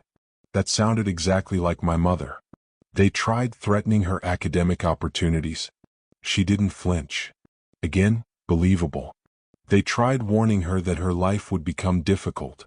He raised his eyes. And then they told her the one thing they knew would break her, that if she stayed with me, she would lose the chance to protect someone she hadn't even told me existed yet. My hands trembled slightly. You mean, they knew she was pregnant before you did? His eyes softened with guilt. Yes. She found out before I did, and somehow, they found out before both of us. Confusion, anger, and disbelief tangled inside me. How? He shook his head slowly. I still don't know. He exhaled deeply before continuing. They told her that if she didn't leave, quietly, immediately, without explanation, her future child would become a target of scrutiny, leverage, and control. They told her that the child would never live freely, never grow up normally, never have a choice. My throat tightened painfully. She tried to talk to me, he whispered. She tried to reach me one last time. But every attempt she made was intercepted, by people who were supposed to protect me. He paused. And instead they protected the empire. A long silence followed. He wasn't crying, but his expression revealed a man who had cried all he could, until tears transformed into scars. So she ran, he said quietly. Not because she stopped loving me, but because she loved her child more. A tear finally slipped down my cheek, not because of sadness alone, but because for the first time my life made emotional sense. I swallowed hard. And what about the letter? His face darkened, like recalling it hurt more than anything else. The letter wasn't her handwriting. Not even close. I gasped, softly but uncontrollably. His voice turned quiet, like gravel beneath soft rain. When I discovered that truth, it was too late. She was already gone. No forwarding address. No clue. No trail. No evidence she ever existed. And every attempt to find her was met with impossible, classified, or untraceable. He leaned back, defeated by memory. Whoever orchestrated it, did it perfectly. I froze. Does anyone in your family know I exist? I asked. His jaw clenched. No. And if they do, then someone has been very quiet for a very long time. My heart pounded faster, with fear, not excitement. Why didn't you tell them you suspected? I asked. He stared at me meaningfully. Because if they ever confirmed it, they would try to control you too. A chill rushed through me. So when you saw me again, by accident, everything came back? He nodded slowly. It wasn't an accident, Adriana. His voice became firm but gentle. It was the one thing they didn't plan. The room felt smaller, like the walls were listening. I whispered the only question I could form through shaking breath. Are they still capable of harming us? He didn't answer with words. He just looked at the door, as if expecting it to open. The house felt quieter than usual, like it was holding its breath. After everything that happened at the gala, I could barely sleep the night before. My mind stayed awake replaying every conversation, every stare, every sentence that hinted there was something more, something hidden right beneath my feet. Mom was sitting at the kitchen table, slowly stirring her tea though it had long gone cold. She looked lost inside her thoughts, and even though I wanted to ask her what exactly kept haunting her, fear kept my lips closed. I knew she wasn't ready. And honestly, a part of me feared the truth as much as she did. Caleb stood near the back door, speaking quietly with someone over the phone. His tone was low, careful, almost protective. When he hung up, he turned toward us with an expression that made my stomach flip, something between concern and determination. "We need to talk," he finally said. Mom closed her eyes like she already knew what was coming. She whispered softly, "Please, not today." Caleb didn't raise his voice. He didn't look angry. Instead, he pulled out a dining chair and sat across from us gently, like someone handling fragile glass. "I'm not here to pressure you. But after last night, there's no going back. If there are answers hiding in this house, we need to find them." His voice was steady, but I could feel the tension hanging thick in the air like smoke no one could escape. Mom swallowed, her hands trembling slightly. "There are things you don't understand. And maybe it's time we do," I replied, my voice surprisingly strong. She looked at me with a mother's fear, the kind that comes from loving someone so deeply that the truth itself feels dangerous. But before anyone could continue, something interrupted us, something none of us expected. A loud metallic clank echoed through the hallway. We all froze. Then a second sound. And a third. It came from the garage. Caleb stood, motioning for me to stay behind him, but I followed anyway, my curiosity overpowering caution. Mom hesitated, then rushed along with us. Caleb opened the garage door slowly, his hand hovering near the security keypad in case he needed to trigger an alarm. The garage appeared normal, silent, clean, and organized. But the noise hadn't been random. It came from behind the storage racks lining the back wall. Caleb moved a toolbox aside and paused, staring at something metallic and hidden behind a stack of old paint cans. It was a floor safe. A large, heavy, bolted safe that none of us had ever seen before. Or at least, that's what I thought. Mom gasped, one hand flying to her mouth. Her knees almost buckled. "You knew?" I asked, my voice barely above a whisper. Caleb looked between us, confused but alert. "Why is there a hidden safe in your house, Karen?" Mom didn't answer immediately. Her eyes filled with water as if she had just seen a ghost. "That safe wasn't mine," she finally whispered. "It belonged to Anthony, my father." The silence that followed was suffocating. Caleb inhaled deeply. "Then we need to open it." Mom shook her head violently. "No. What's inside could destroy everything. Or it could finally set us free," I said. My hands were shaking, but my voice stayed firm. I was done living in half-truths. Caleb stepped closer, examining the safe. "It needs a 7-digit code." Mom stared at the ground before speaking again. "I don't remember the full code, but I remember part of it. Anthony changed it the week before he left." "Try the part you remember," Caleb encouraged softly. She took a deep breath and typed, 0 to 4, 1 to 9. Her finger hovered over the keypad, paralyzed by fear. Caleb didn't rush her. I didn't breathe. Finally, she pressed enter, leaving the final digits blank. "Access denied." Mom flinched like she'd been slapped. Caleb leaned down, thinking. "Try birth dates, anniversaries, or hospital dates," he suggested. My mind raced back to the binder, the receipts, the endless hospital visits. Hospital. Mom tried another combination. 0 to 4, 1 to 9, 0 to 7, 2 to 2. She hit enter. For a moment, nothing happened. Then, with a slow metallic click, the safe unlocked. Mom staggered backward, tears falling silently. Caleb and I crouched down and pulled the heavy door open. Inside were 4 items. Keycap 1A sealed white envelope labeled, "For Jada, when you're old enough." Keycap 2A thick stack of legal documents. Keycap 3A small black velvet box. Keycap 4A flash drive tied with a blue ribbon. My breath caught at the sight of my name written in his handwriting I had never seen in my life, yet somehow felt familiar. Mom broke down completely, covering her face and sobbing into her hands.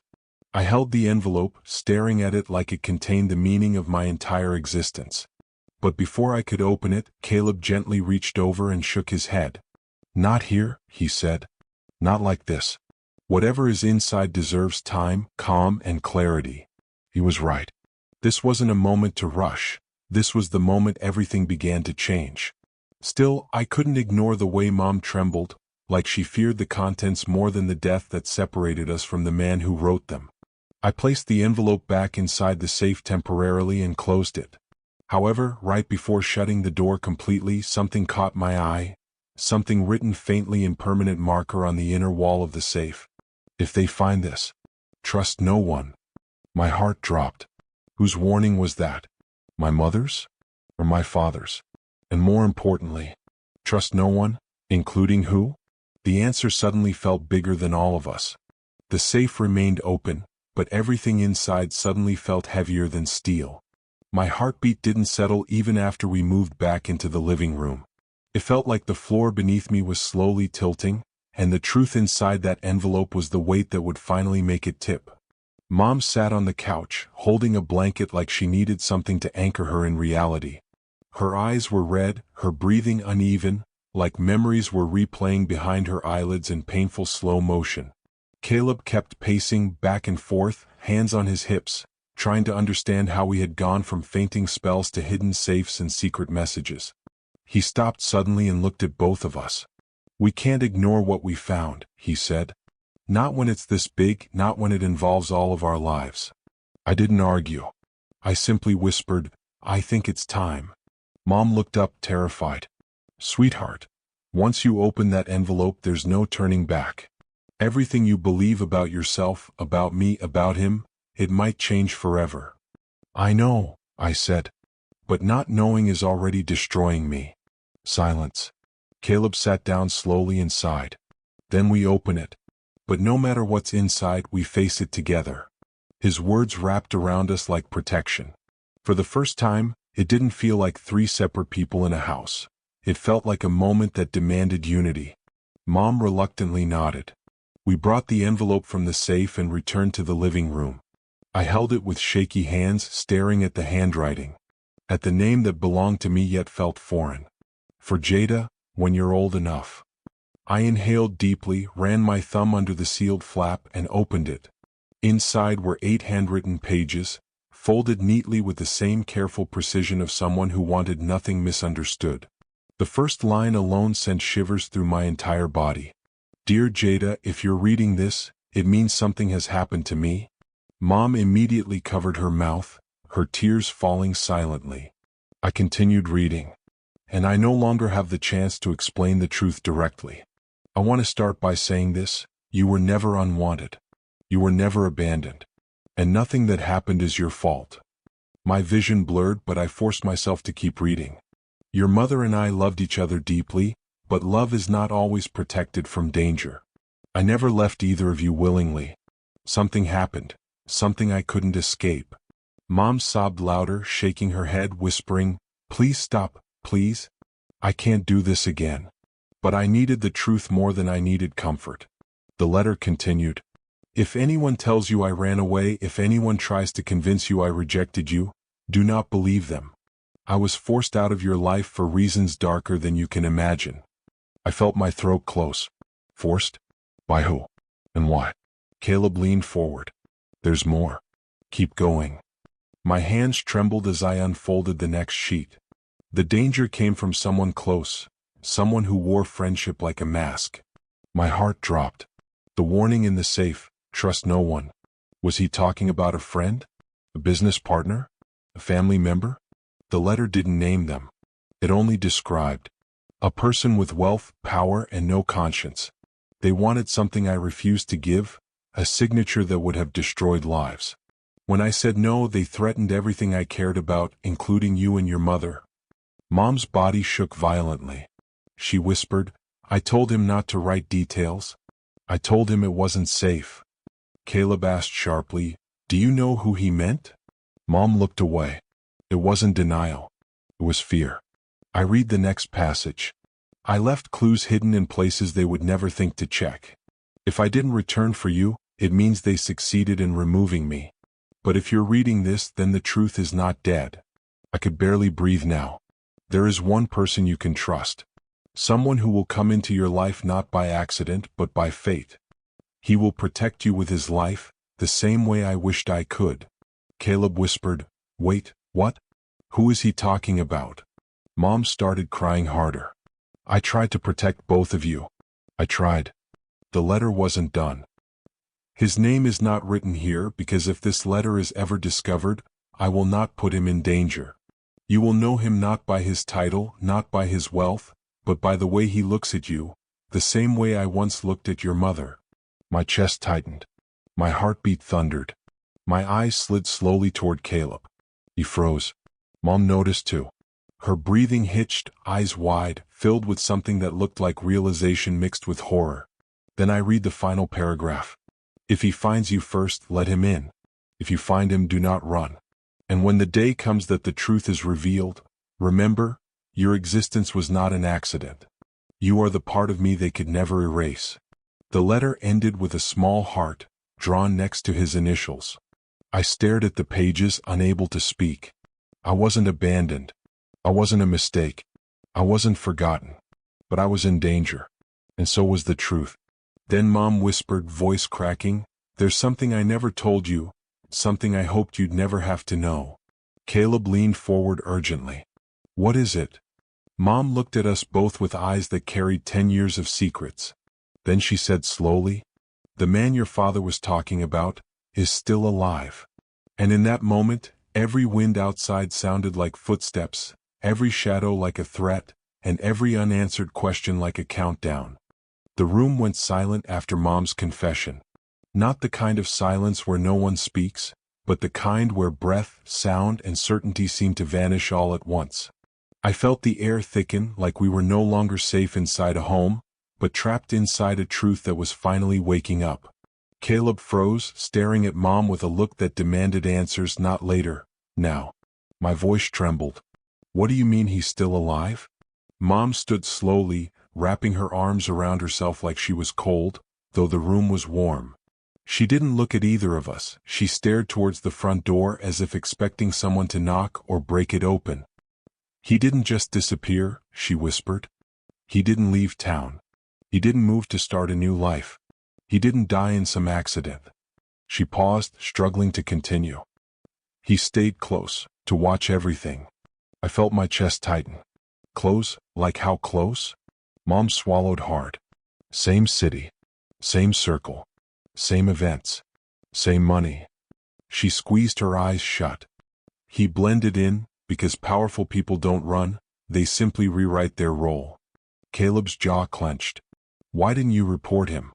Or go to the police? Or tell someone what he did?" Mom sank into the chair and whispered, "I did. I begged for help." Her voice cracked. "But when the person you're fighting owns the system won't save you." The words rattled in the air long after she said them. Caleb shifted forward. "What makes him dangerous now?" Mom turned toward me, tears sliding down her cheeks. "Because he thinks what he took still belongs to him." She pointed at her chest, then slowly at mine. "And he has never liked losing." A chill crept down my spine. I needed a name. A face. A truth that wasn't hidden behind metaphors or fear. "Mom, who is he?" She hesitated, wiping tears with shaking fingers. "His name is Victor Hale." The moment she said it, Caleb's expression changed. Not confusion, not shock, but recognition. "Wait," he muttered. "Hale? As in Hale Industries? Hale Foundation? Hale Stadium?" His voice dropped. "That Hale?" Mom nodded weakly. Victor Hale wasn't just wealthy. He wasn't just influential. He was iconic, the kind of man whose face appeared in magazines, charity billboards, corporate building lobbies. The kind of man whose smile was trusted, whose name carried admiration, not suspicion. I felt sick.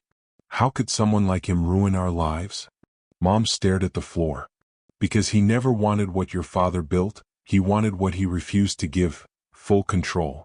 Caleb slowly sat back, processing. His voice lowered. So, your dad was the one who actually owned the innovations and concepts people later credited to Victor? Mom didn't answer with words. She nodded with shame, not shame for him but for a world that rewarded theft wearing a suit. I sank into the couch, feeling reality warp and stretch. My father wasn't a ghost or a failure. He was a man who stood up to a tyrant and paid the price. And I, unknowingly, had lived in the shadow of someone who pretended to be a hero. Caleb rubbed his forehead. If Victor is alive, then the danger isn't history, it's active. He looked at Mom. Does he know where you are? Mom whispered, he once did, but I disappeared before he could find you. Before he could claim what wasn't his. I felt breath leave my lungs. Clam. Me.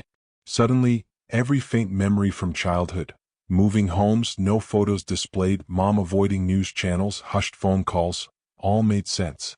She wasn't paranoid. She was hunted. I leaned forward, voice shaking. So, what happens now? Mom closed her eyes. Now we pray he never discovers that the truth survived. But fate had already started moving and none of us knew it. Because at that exact moment, Caleb's phone buzzed, not with a ring but with a silent notification. He glanced at it casually, then froze. His eyes widened, dread flooding his face. What is it? I asked. He turned the screen toward us.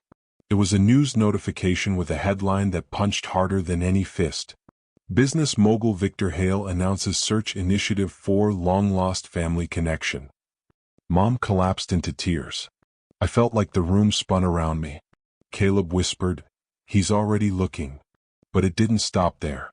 Another alert appeared, a social media post featuring Victor Hale smiling at a charity event, captioned with words that turned my blood cold. Family should never be forgotten. Some bonds are meant to be restored, no matter how long it takes. Then, the final line. To the young woman who may be out there, your place has always been waiting. He didn't say my name. He didn't show my picture. But somehow, it still felt directed at me. Mom stared at the screen like it was a death sentence. He knows, she whispered. He knows she's old enough now. Caleb stood and locked all the doors, his military sharp instincts kicking back in. This isn't just emotional anymore, he said. It's strategic. And then, in a voice that made me both shiver and breathe easier, he added, if he thinks he can take her, he'll have to go through me first. Mom whispered, this is exactly what your father feared. From somewhere deep in my soul, I finally replied, then maybe it's time I stop fearing and start knowing. Because destiny wasn't knocking. It was already standing on the porch. The news alert stayed on the screen like a silent threat, and every second that passed felt heavier than the last. I stared at Victor Hale's face, polished, confident, admired, a man the world celebrated while we hid in fear. It didn't feel fair. It didn't feel real. Yet it was now my reality. That night, none of us slept. Mom sat curled at the dining table, head down, clutching a photo of my father that she had kept hidden for years. Caleb remained awake on the couch, eyes scanning windows and doors like someone preparing for an attack. And I lay in my room staring at the ceiling, wondering how a stranger could have so much control over my life despite us never meeting. By morning, the weight hadn't lifted. In fact, it felt heavier. Caleb brewed coffee 3 times without drinking a single cup, pacing like a man trying to outrun thoughts that came faster than footsteps. He finally stopped, looked at us both, and spoke with steady purpose. We need information. Not rumors, not fear, facts. If we're going to protect ourselves, we need to understand who Victor Hale is behind the public image. Mom hesitated, her voice still fragile. I already know what he's capable of. I don't doubt that, Caleb replied. But we need evidence. Something solid, something traceable. If he resurfaces, we can't defend ourselves with just fear. We need proof. Mom didn't argue. That alone told me how serious this had become. We gathered in the living room. Caleb powered on his laptop, dimmed the lights, and connected to a secure hotspot from his phone.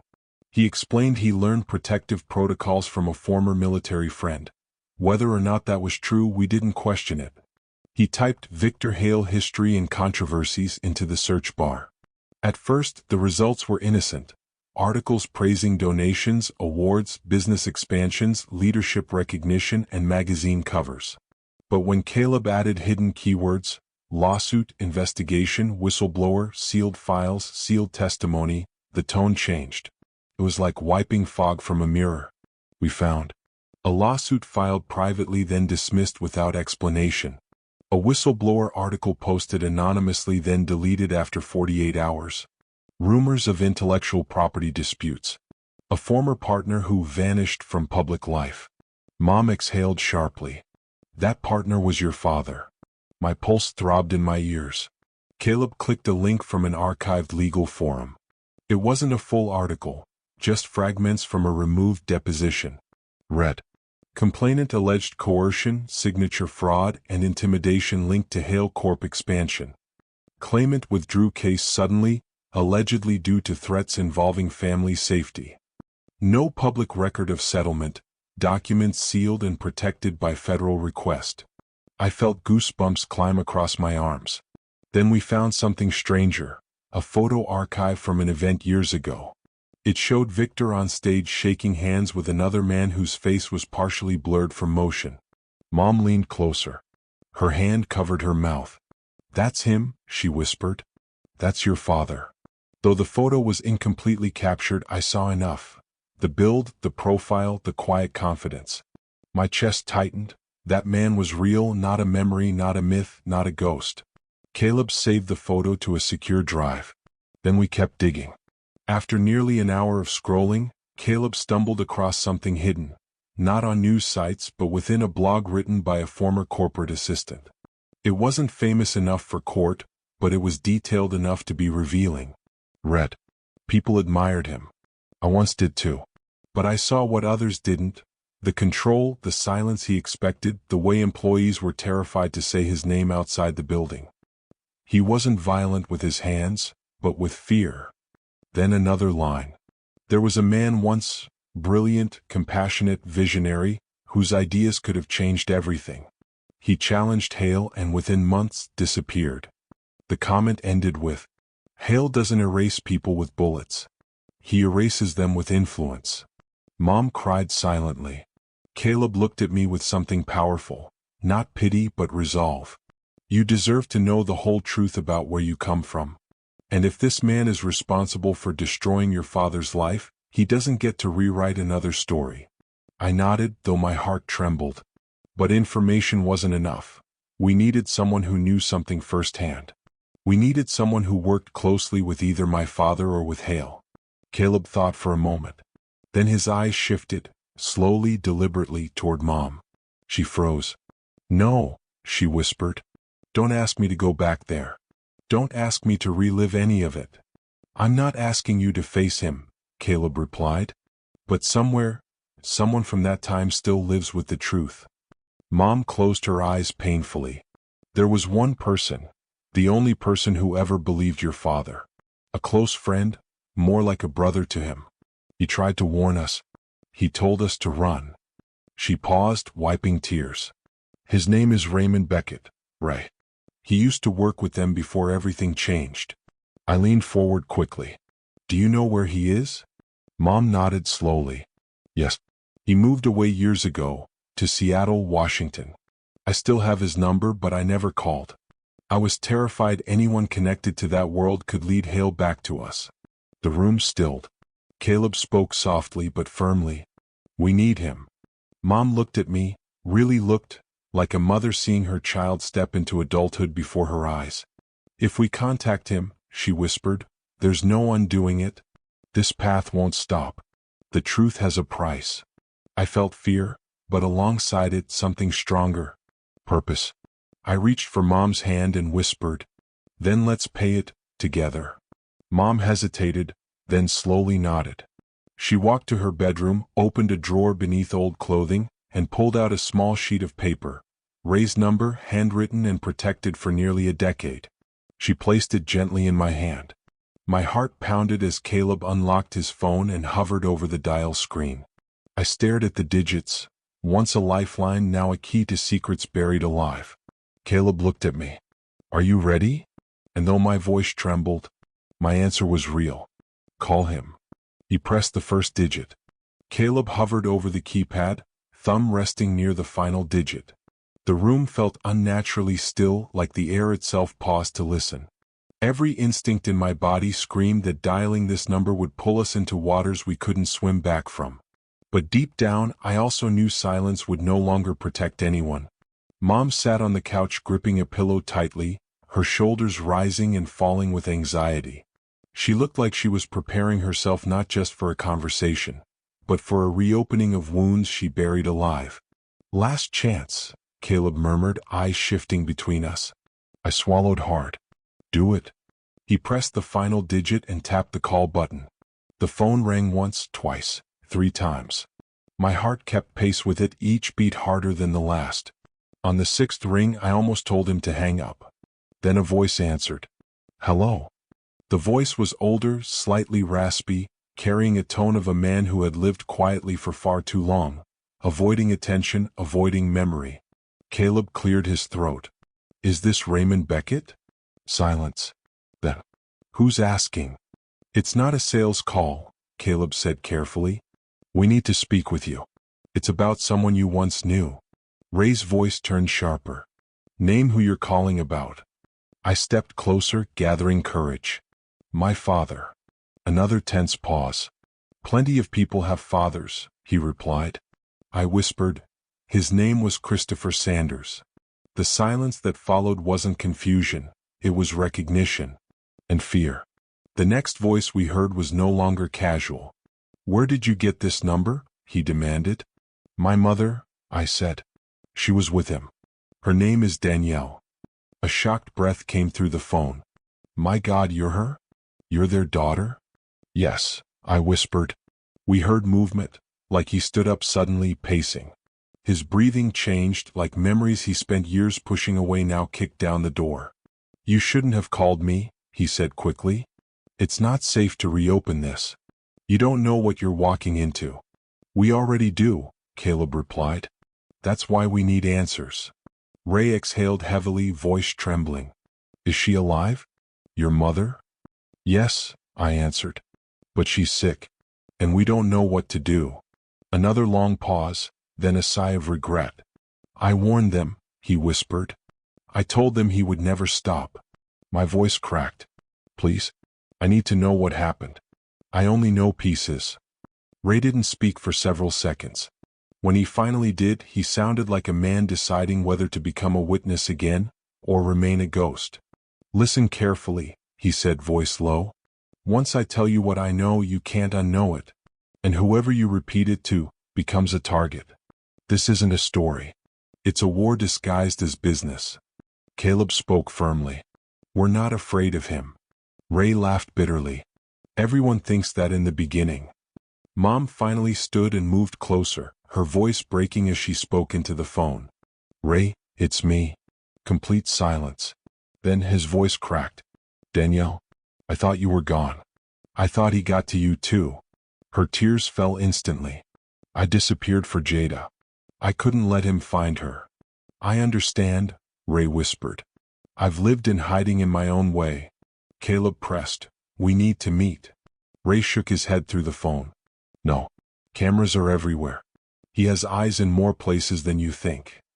"We can't protect ourselves blindly," Caleb insisted. "We need details only you have." There was another long pause, followed by a resigned sigh. "All right," he said, "but not over the phone, and not at your house." There are places he monitors routinely: airports, hotels, rail stations, charity venues, corporate affiliates, legal buildings, universities. Avoid them. Mom wiped her tears. "Where do we meet?" Ray answered. "Waterfront Park, Seattle. There's a bench facing the bay near the old carousel. People there mind their business. No cameras close enough to record voices."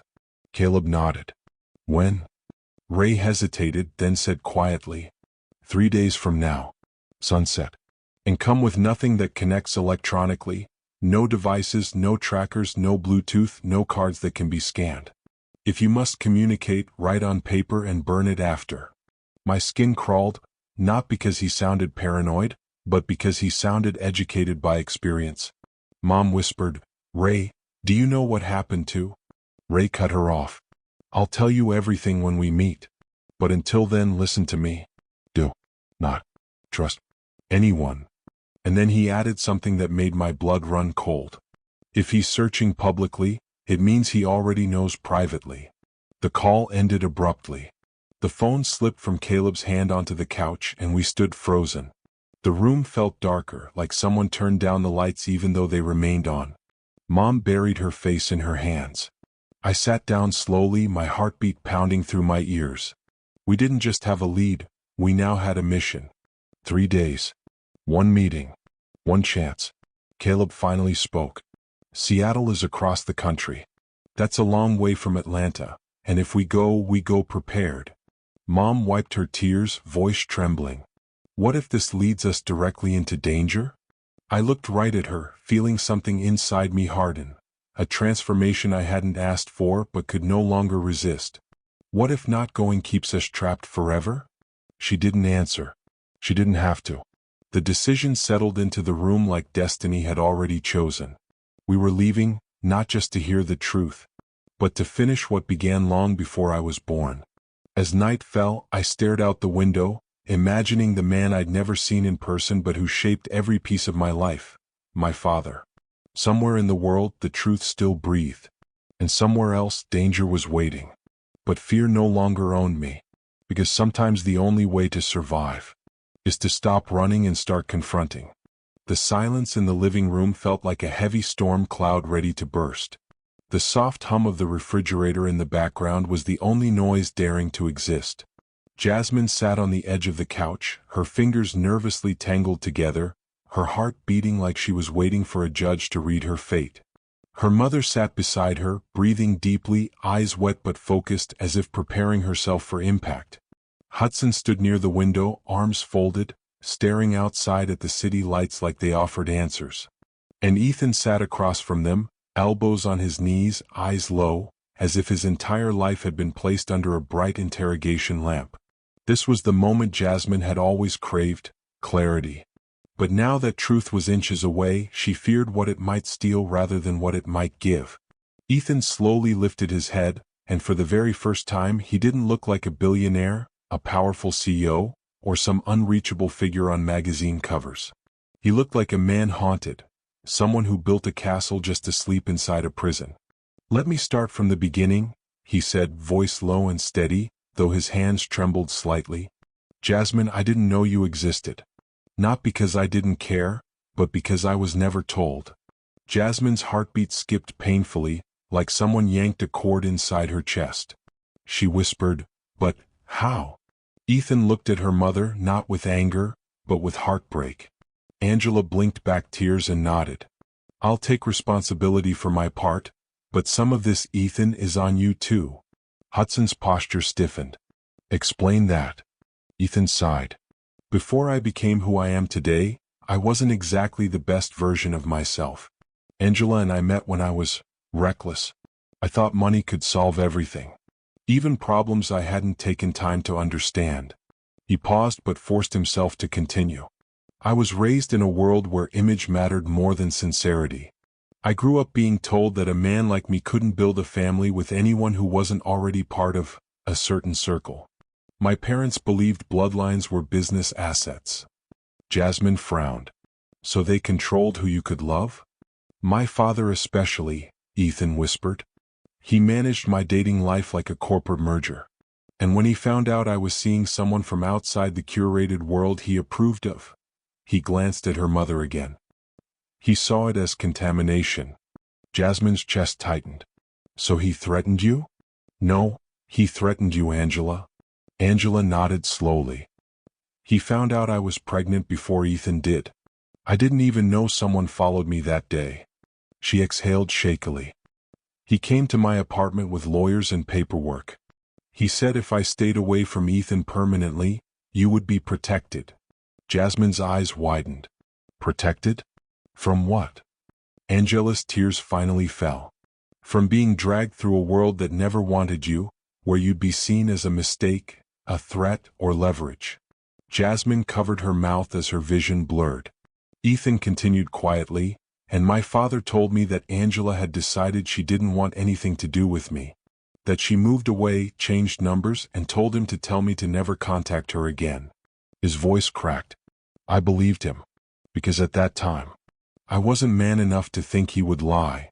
Hudson exhaled harshly.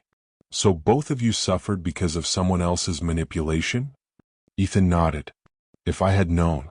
Jasmine, I swear, I never would have allowed you to grow up without me. A tear slipped down Jasmine's cheek. But you still don't know how to be here now. Ethan's eyes met hers with pure honesty. Because I'm terrified. I built an empire but not a life. I know how to make money, not memories. I know how to lead a company, not a child. And the day you walked into my world, I realized everything I built felt pointless. Because the one thing I should have fought for, I never even knew existed. Angela reached for Jasmine's hand. Jasmine didn't pull away. Hudson leaned forward. What about now? What are you asking for? Ethan swallowed. Time. Opportunity. And a chance to be whatever Jasmine will allow me to be. I don't expect to be called Dad. I haven't earned that privilege. Jasmine's voice trembled. And Abby? Does she know any of this? Ethan hesitated. That silence said enough.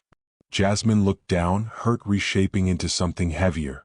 So she doesn't know you hid another child from the world? It wasn't hiding, Ethan whispered. It was ignorance. A painful one. Jasmine stood slowly, like her body weighed twice as much. She walked toward the window, looking out at the shining skyline of Seattle, a world that never knew she existed.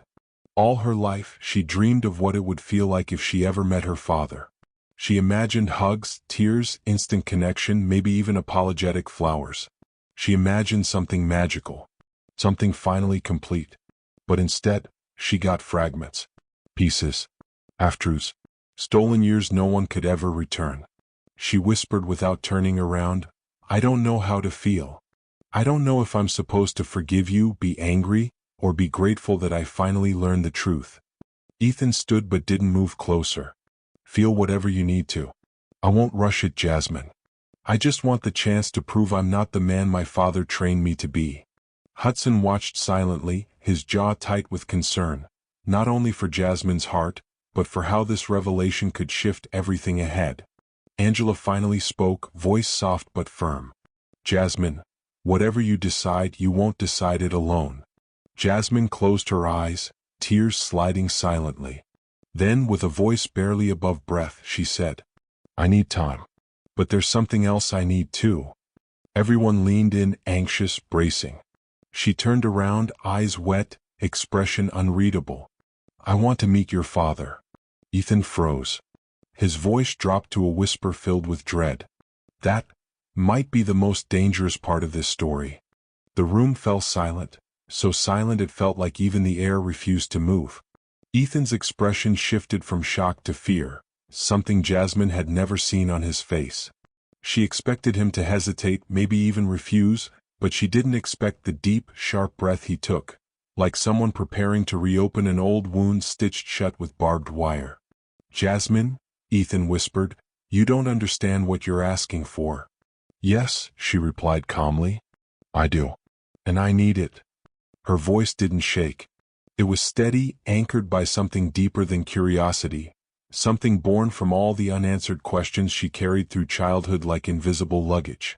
Hudson watched her closely, arms folded in thought. Angela's fingers gripped the couch cushions, but she didn't interrupt. She knew Jasmine wasn't a child asking out of curiosity. She was a young woman demanding closure. Ethan slowly moved toward her, expression pleading. My father is not just an elderly man sitting in a mansion somewhere. He is someone who shaped an entire empire using fear, control, and manipulation. He ruined people without blinking. He paused, his jaw tightening. And the scariest part? He never believed anything was wrong with what he did. Jasmine met his eyes directly. Then you should understand why I need to face him. He created the life I grew up in, even though he wasn't part of it. He stole something from me. I deserve to look him in the eye. Ethan closed his eyes painfully, as if that truth cut him deeper than any insult ever could. Hudson finally spoke. Where is he now?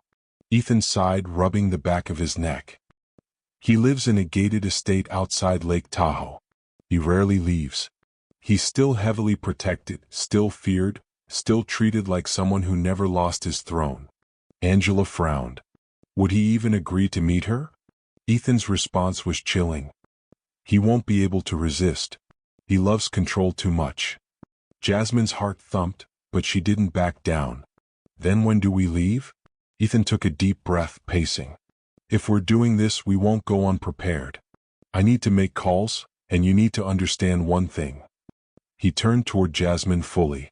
My father sees people in two categories, useful or disposable. And when someone challenges him, especially family, he doesn't just defend himself. He destroys. Jasmine didn't flinch. I'm not going there to fight him, Ethan. I'm going to confront the truth that he buried. Her tone was calm, steady, and colder than anyone expected. Later that night, after Ethan left to make arrangements, Jasmine sat alone in her room staring out the window. Raindrops began tapping against the glass, soft but persistent, like the universe tapping her shoulder. She whispered to herself, "Why does the truth have to cost this much?" Her mind traveled back to memories she once believed were random pains. Birthdays with an empty seat at the table, school events where she pretended not to care watching other kids run to their fathers, and the nights she cried quietly so her mom wouldn't hear. And now, somewhere in a massive guarded estate, lived the man who designed all of it, without ever seeing her face. There was a knock. She turned, expecting Angela or Hudson, but instead Ethan stood there, holding a folder. His expression was unreadable. "Can I sit?" he asked softly. She nodded. He placed the folder on her bed but didn't open it. "Inside this file is everything my father used to track, predict, and control my life. He kept copies of medical records, credit histories, even private conversations I never knew he listened to." He hesitated. "If he had known about you earlier, he would have used you." Jasmine swallowed. "So you want me to walk away?" Ethan shook his head firmly. "No. I want you to walk in knowing exactly who he is." She slowly opened the folder. Inside were surveillance photos, reports, typed transcripts, and a confidentiality agreement that felt like barbed wire wrapped in ivory paper. One page was labeled subjects of interest. She skimmed the list, names of women, business partners, and even mentors Ethan once trusted. Her stomach twisted. She whispered, "Your father controlled your entire life like a business operation." "Yes," Ethan said. "And his biggest obsession is legacy."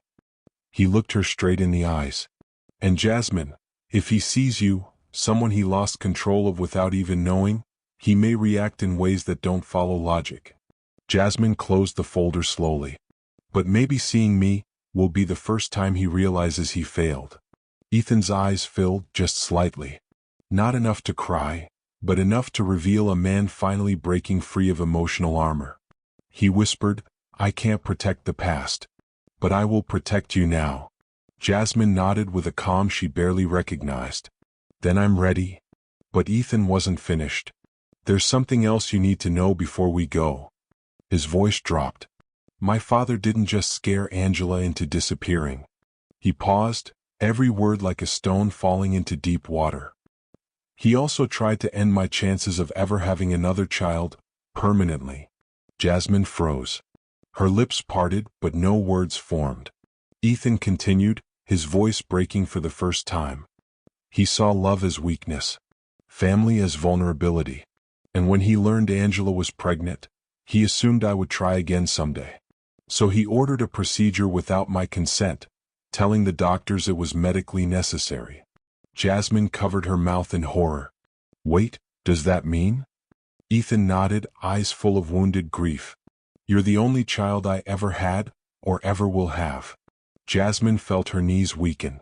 She sat slowly, breath trembling, heart pounding with a new weight. Not only was she his daughter, she was his only one. The final missing piece suddenly crashed into place. She wasn't just family. She was forbidden legacy. And in that moment, a quiet fire lit behind her eyes. She whispered, almost to herself, "Then he's going to see me." Morning arrived with a quiet stillness that felt almost unreal, as if the world sensed what was coming. Jasmine didn't sleep much. Her mind replayed every detail Ethan revealed. She woke with a weight in her chest, not from fear alone but from something deeper, a strange mix of purpose, anger, and destiny. By 7, everyone was gathered in the living room. Suitcases were packed, jackets on, and there was a silent agreement hanging in the air. No turning back. Ethan had arranged a private flight to Nevada, where his father's estate sat hidden among towering pine trees and elite security systems. The very idea of flying privately felt surreal to Jasmine, a reminder she was headed into a world built on control, luxury, and power, a world she belonged to by blood but not by life. Hudson glanced at her as they walked out of the home, rolling her suitcase. "How you holding up?" Jasmine didn't rush her answer. "Steady." "Nervous but steady." He nodded. "That's courage."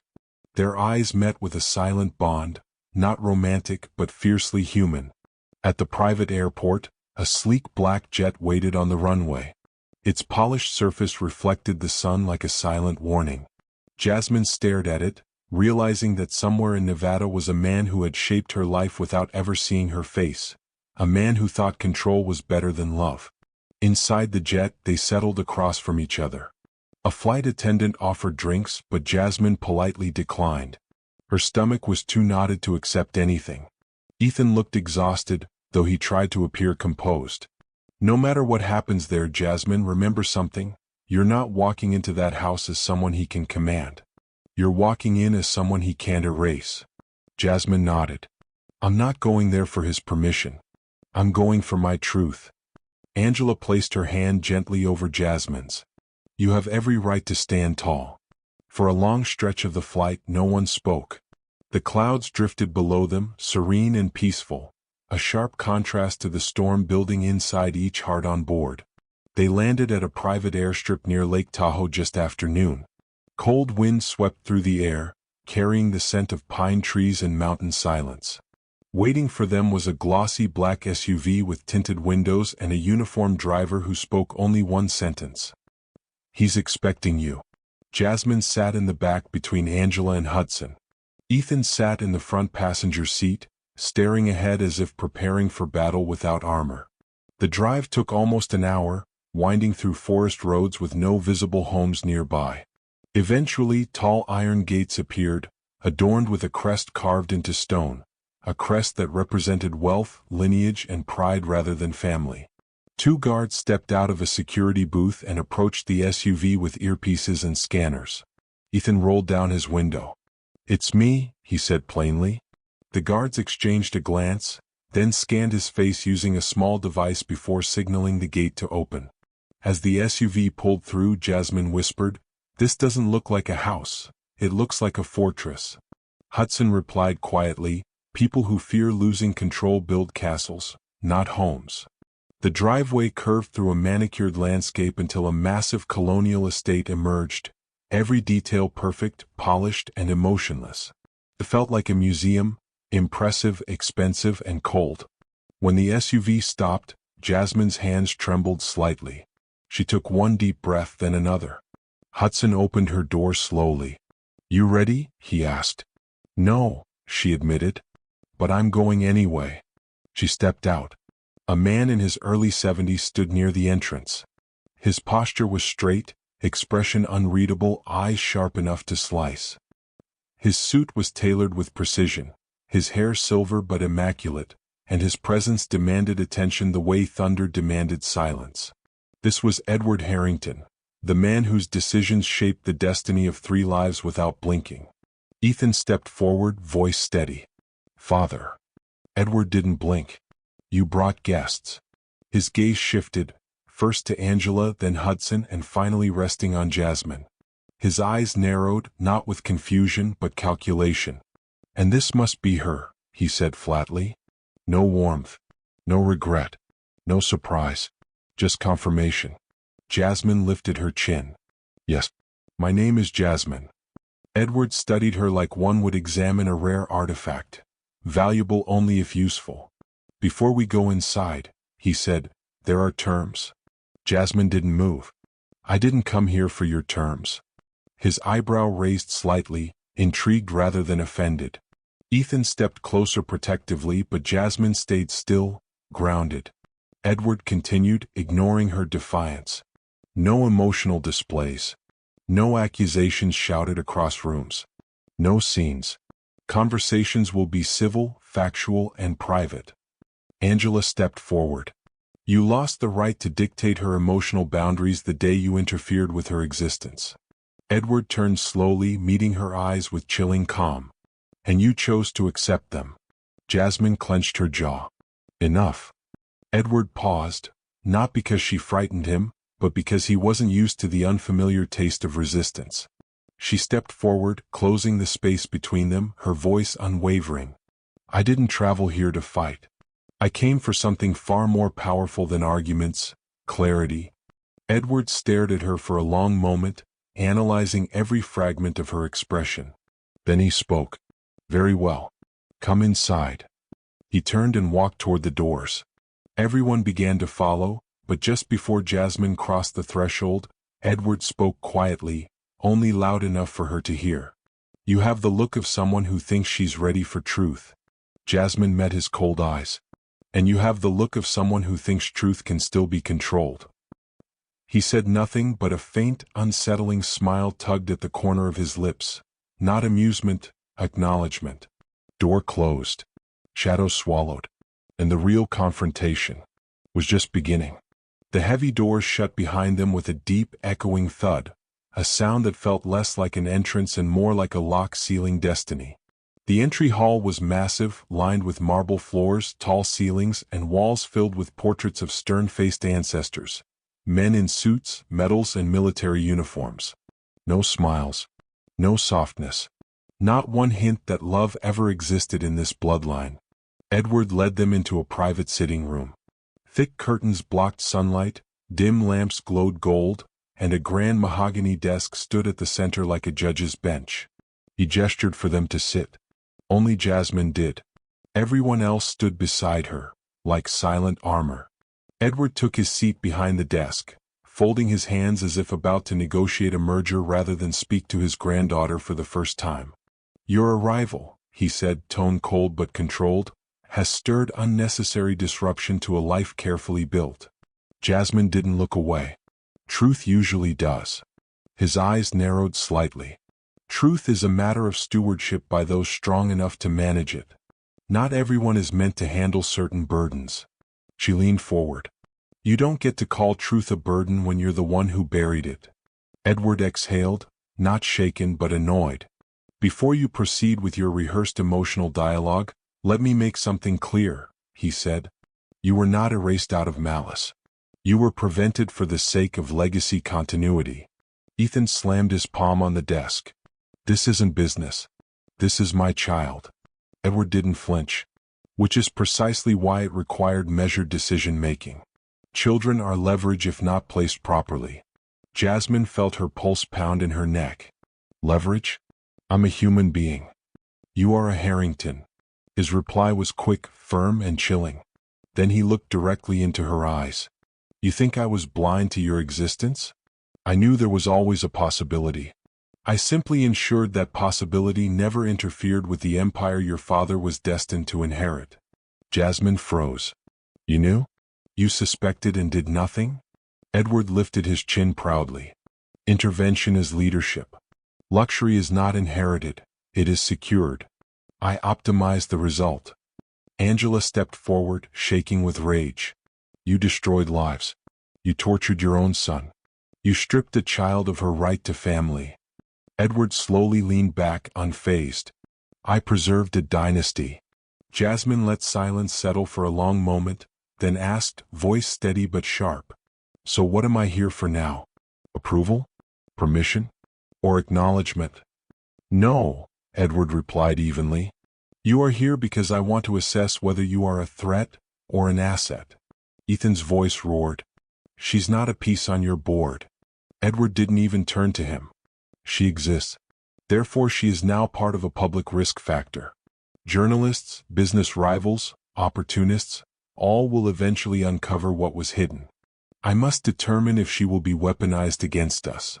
Jasmine felt something rise inside her, Not fear, not despair, but fire. A fire she never knew she inherited. "You can't control me," she said quietly. Edward's eyes sharpened, voice lowering. "I can control everything with the correct incentives." "What do you want from her?" Hudson asked. Edward finally stood, walking slowly toward Jasmine. "You have two options," he said. "One, you sign a lifetime confidentiality contract. You accept financial compensation and disappear permanently from this family line. No public acknowledgement, no inheritance, no association." Jasmine waited. "And two, you are publicly introduced as the rightful blood heir, on my terms, and trained accordingly." Angela gasped. Ethan turned pale. Hudson stepped closer. "What does that mean?" Jasmine asked, unmoving. Edward clasped his hands behind his back.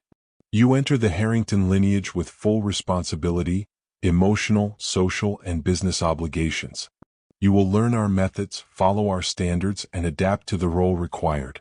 There are no excuses, no emotional indulgences, and absolutely no conflicting outside influences.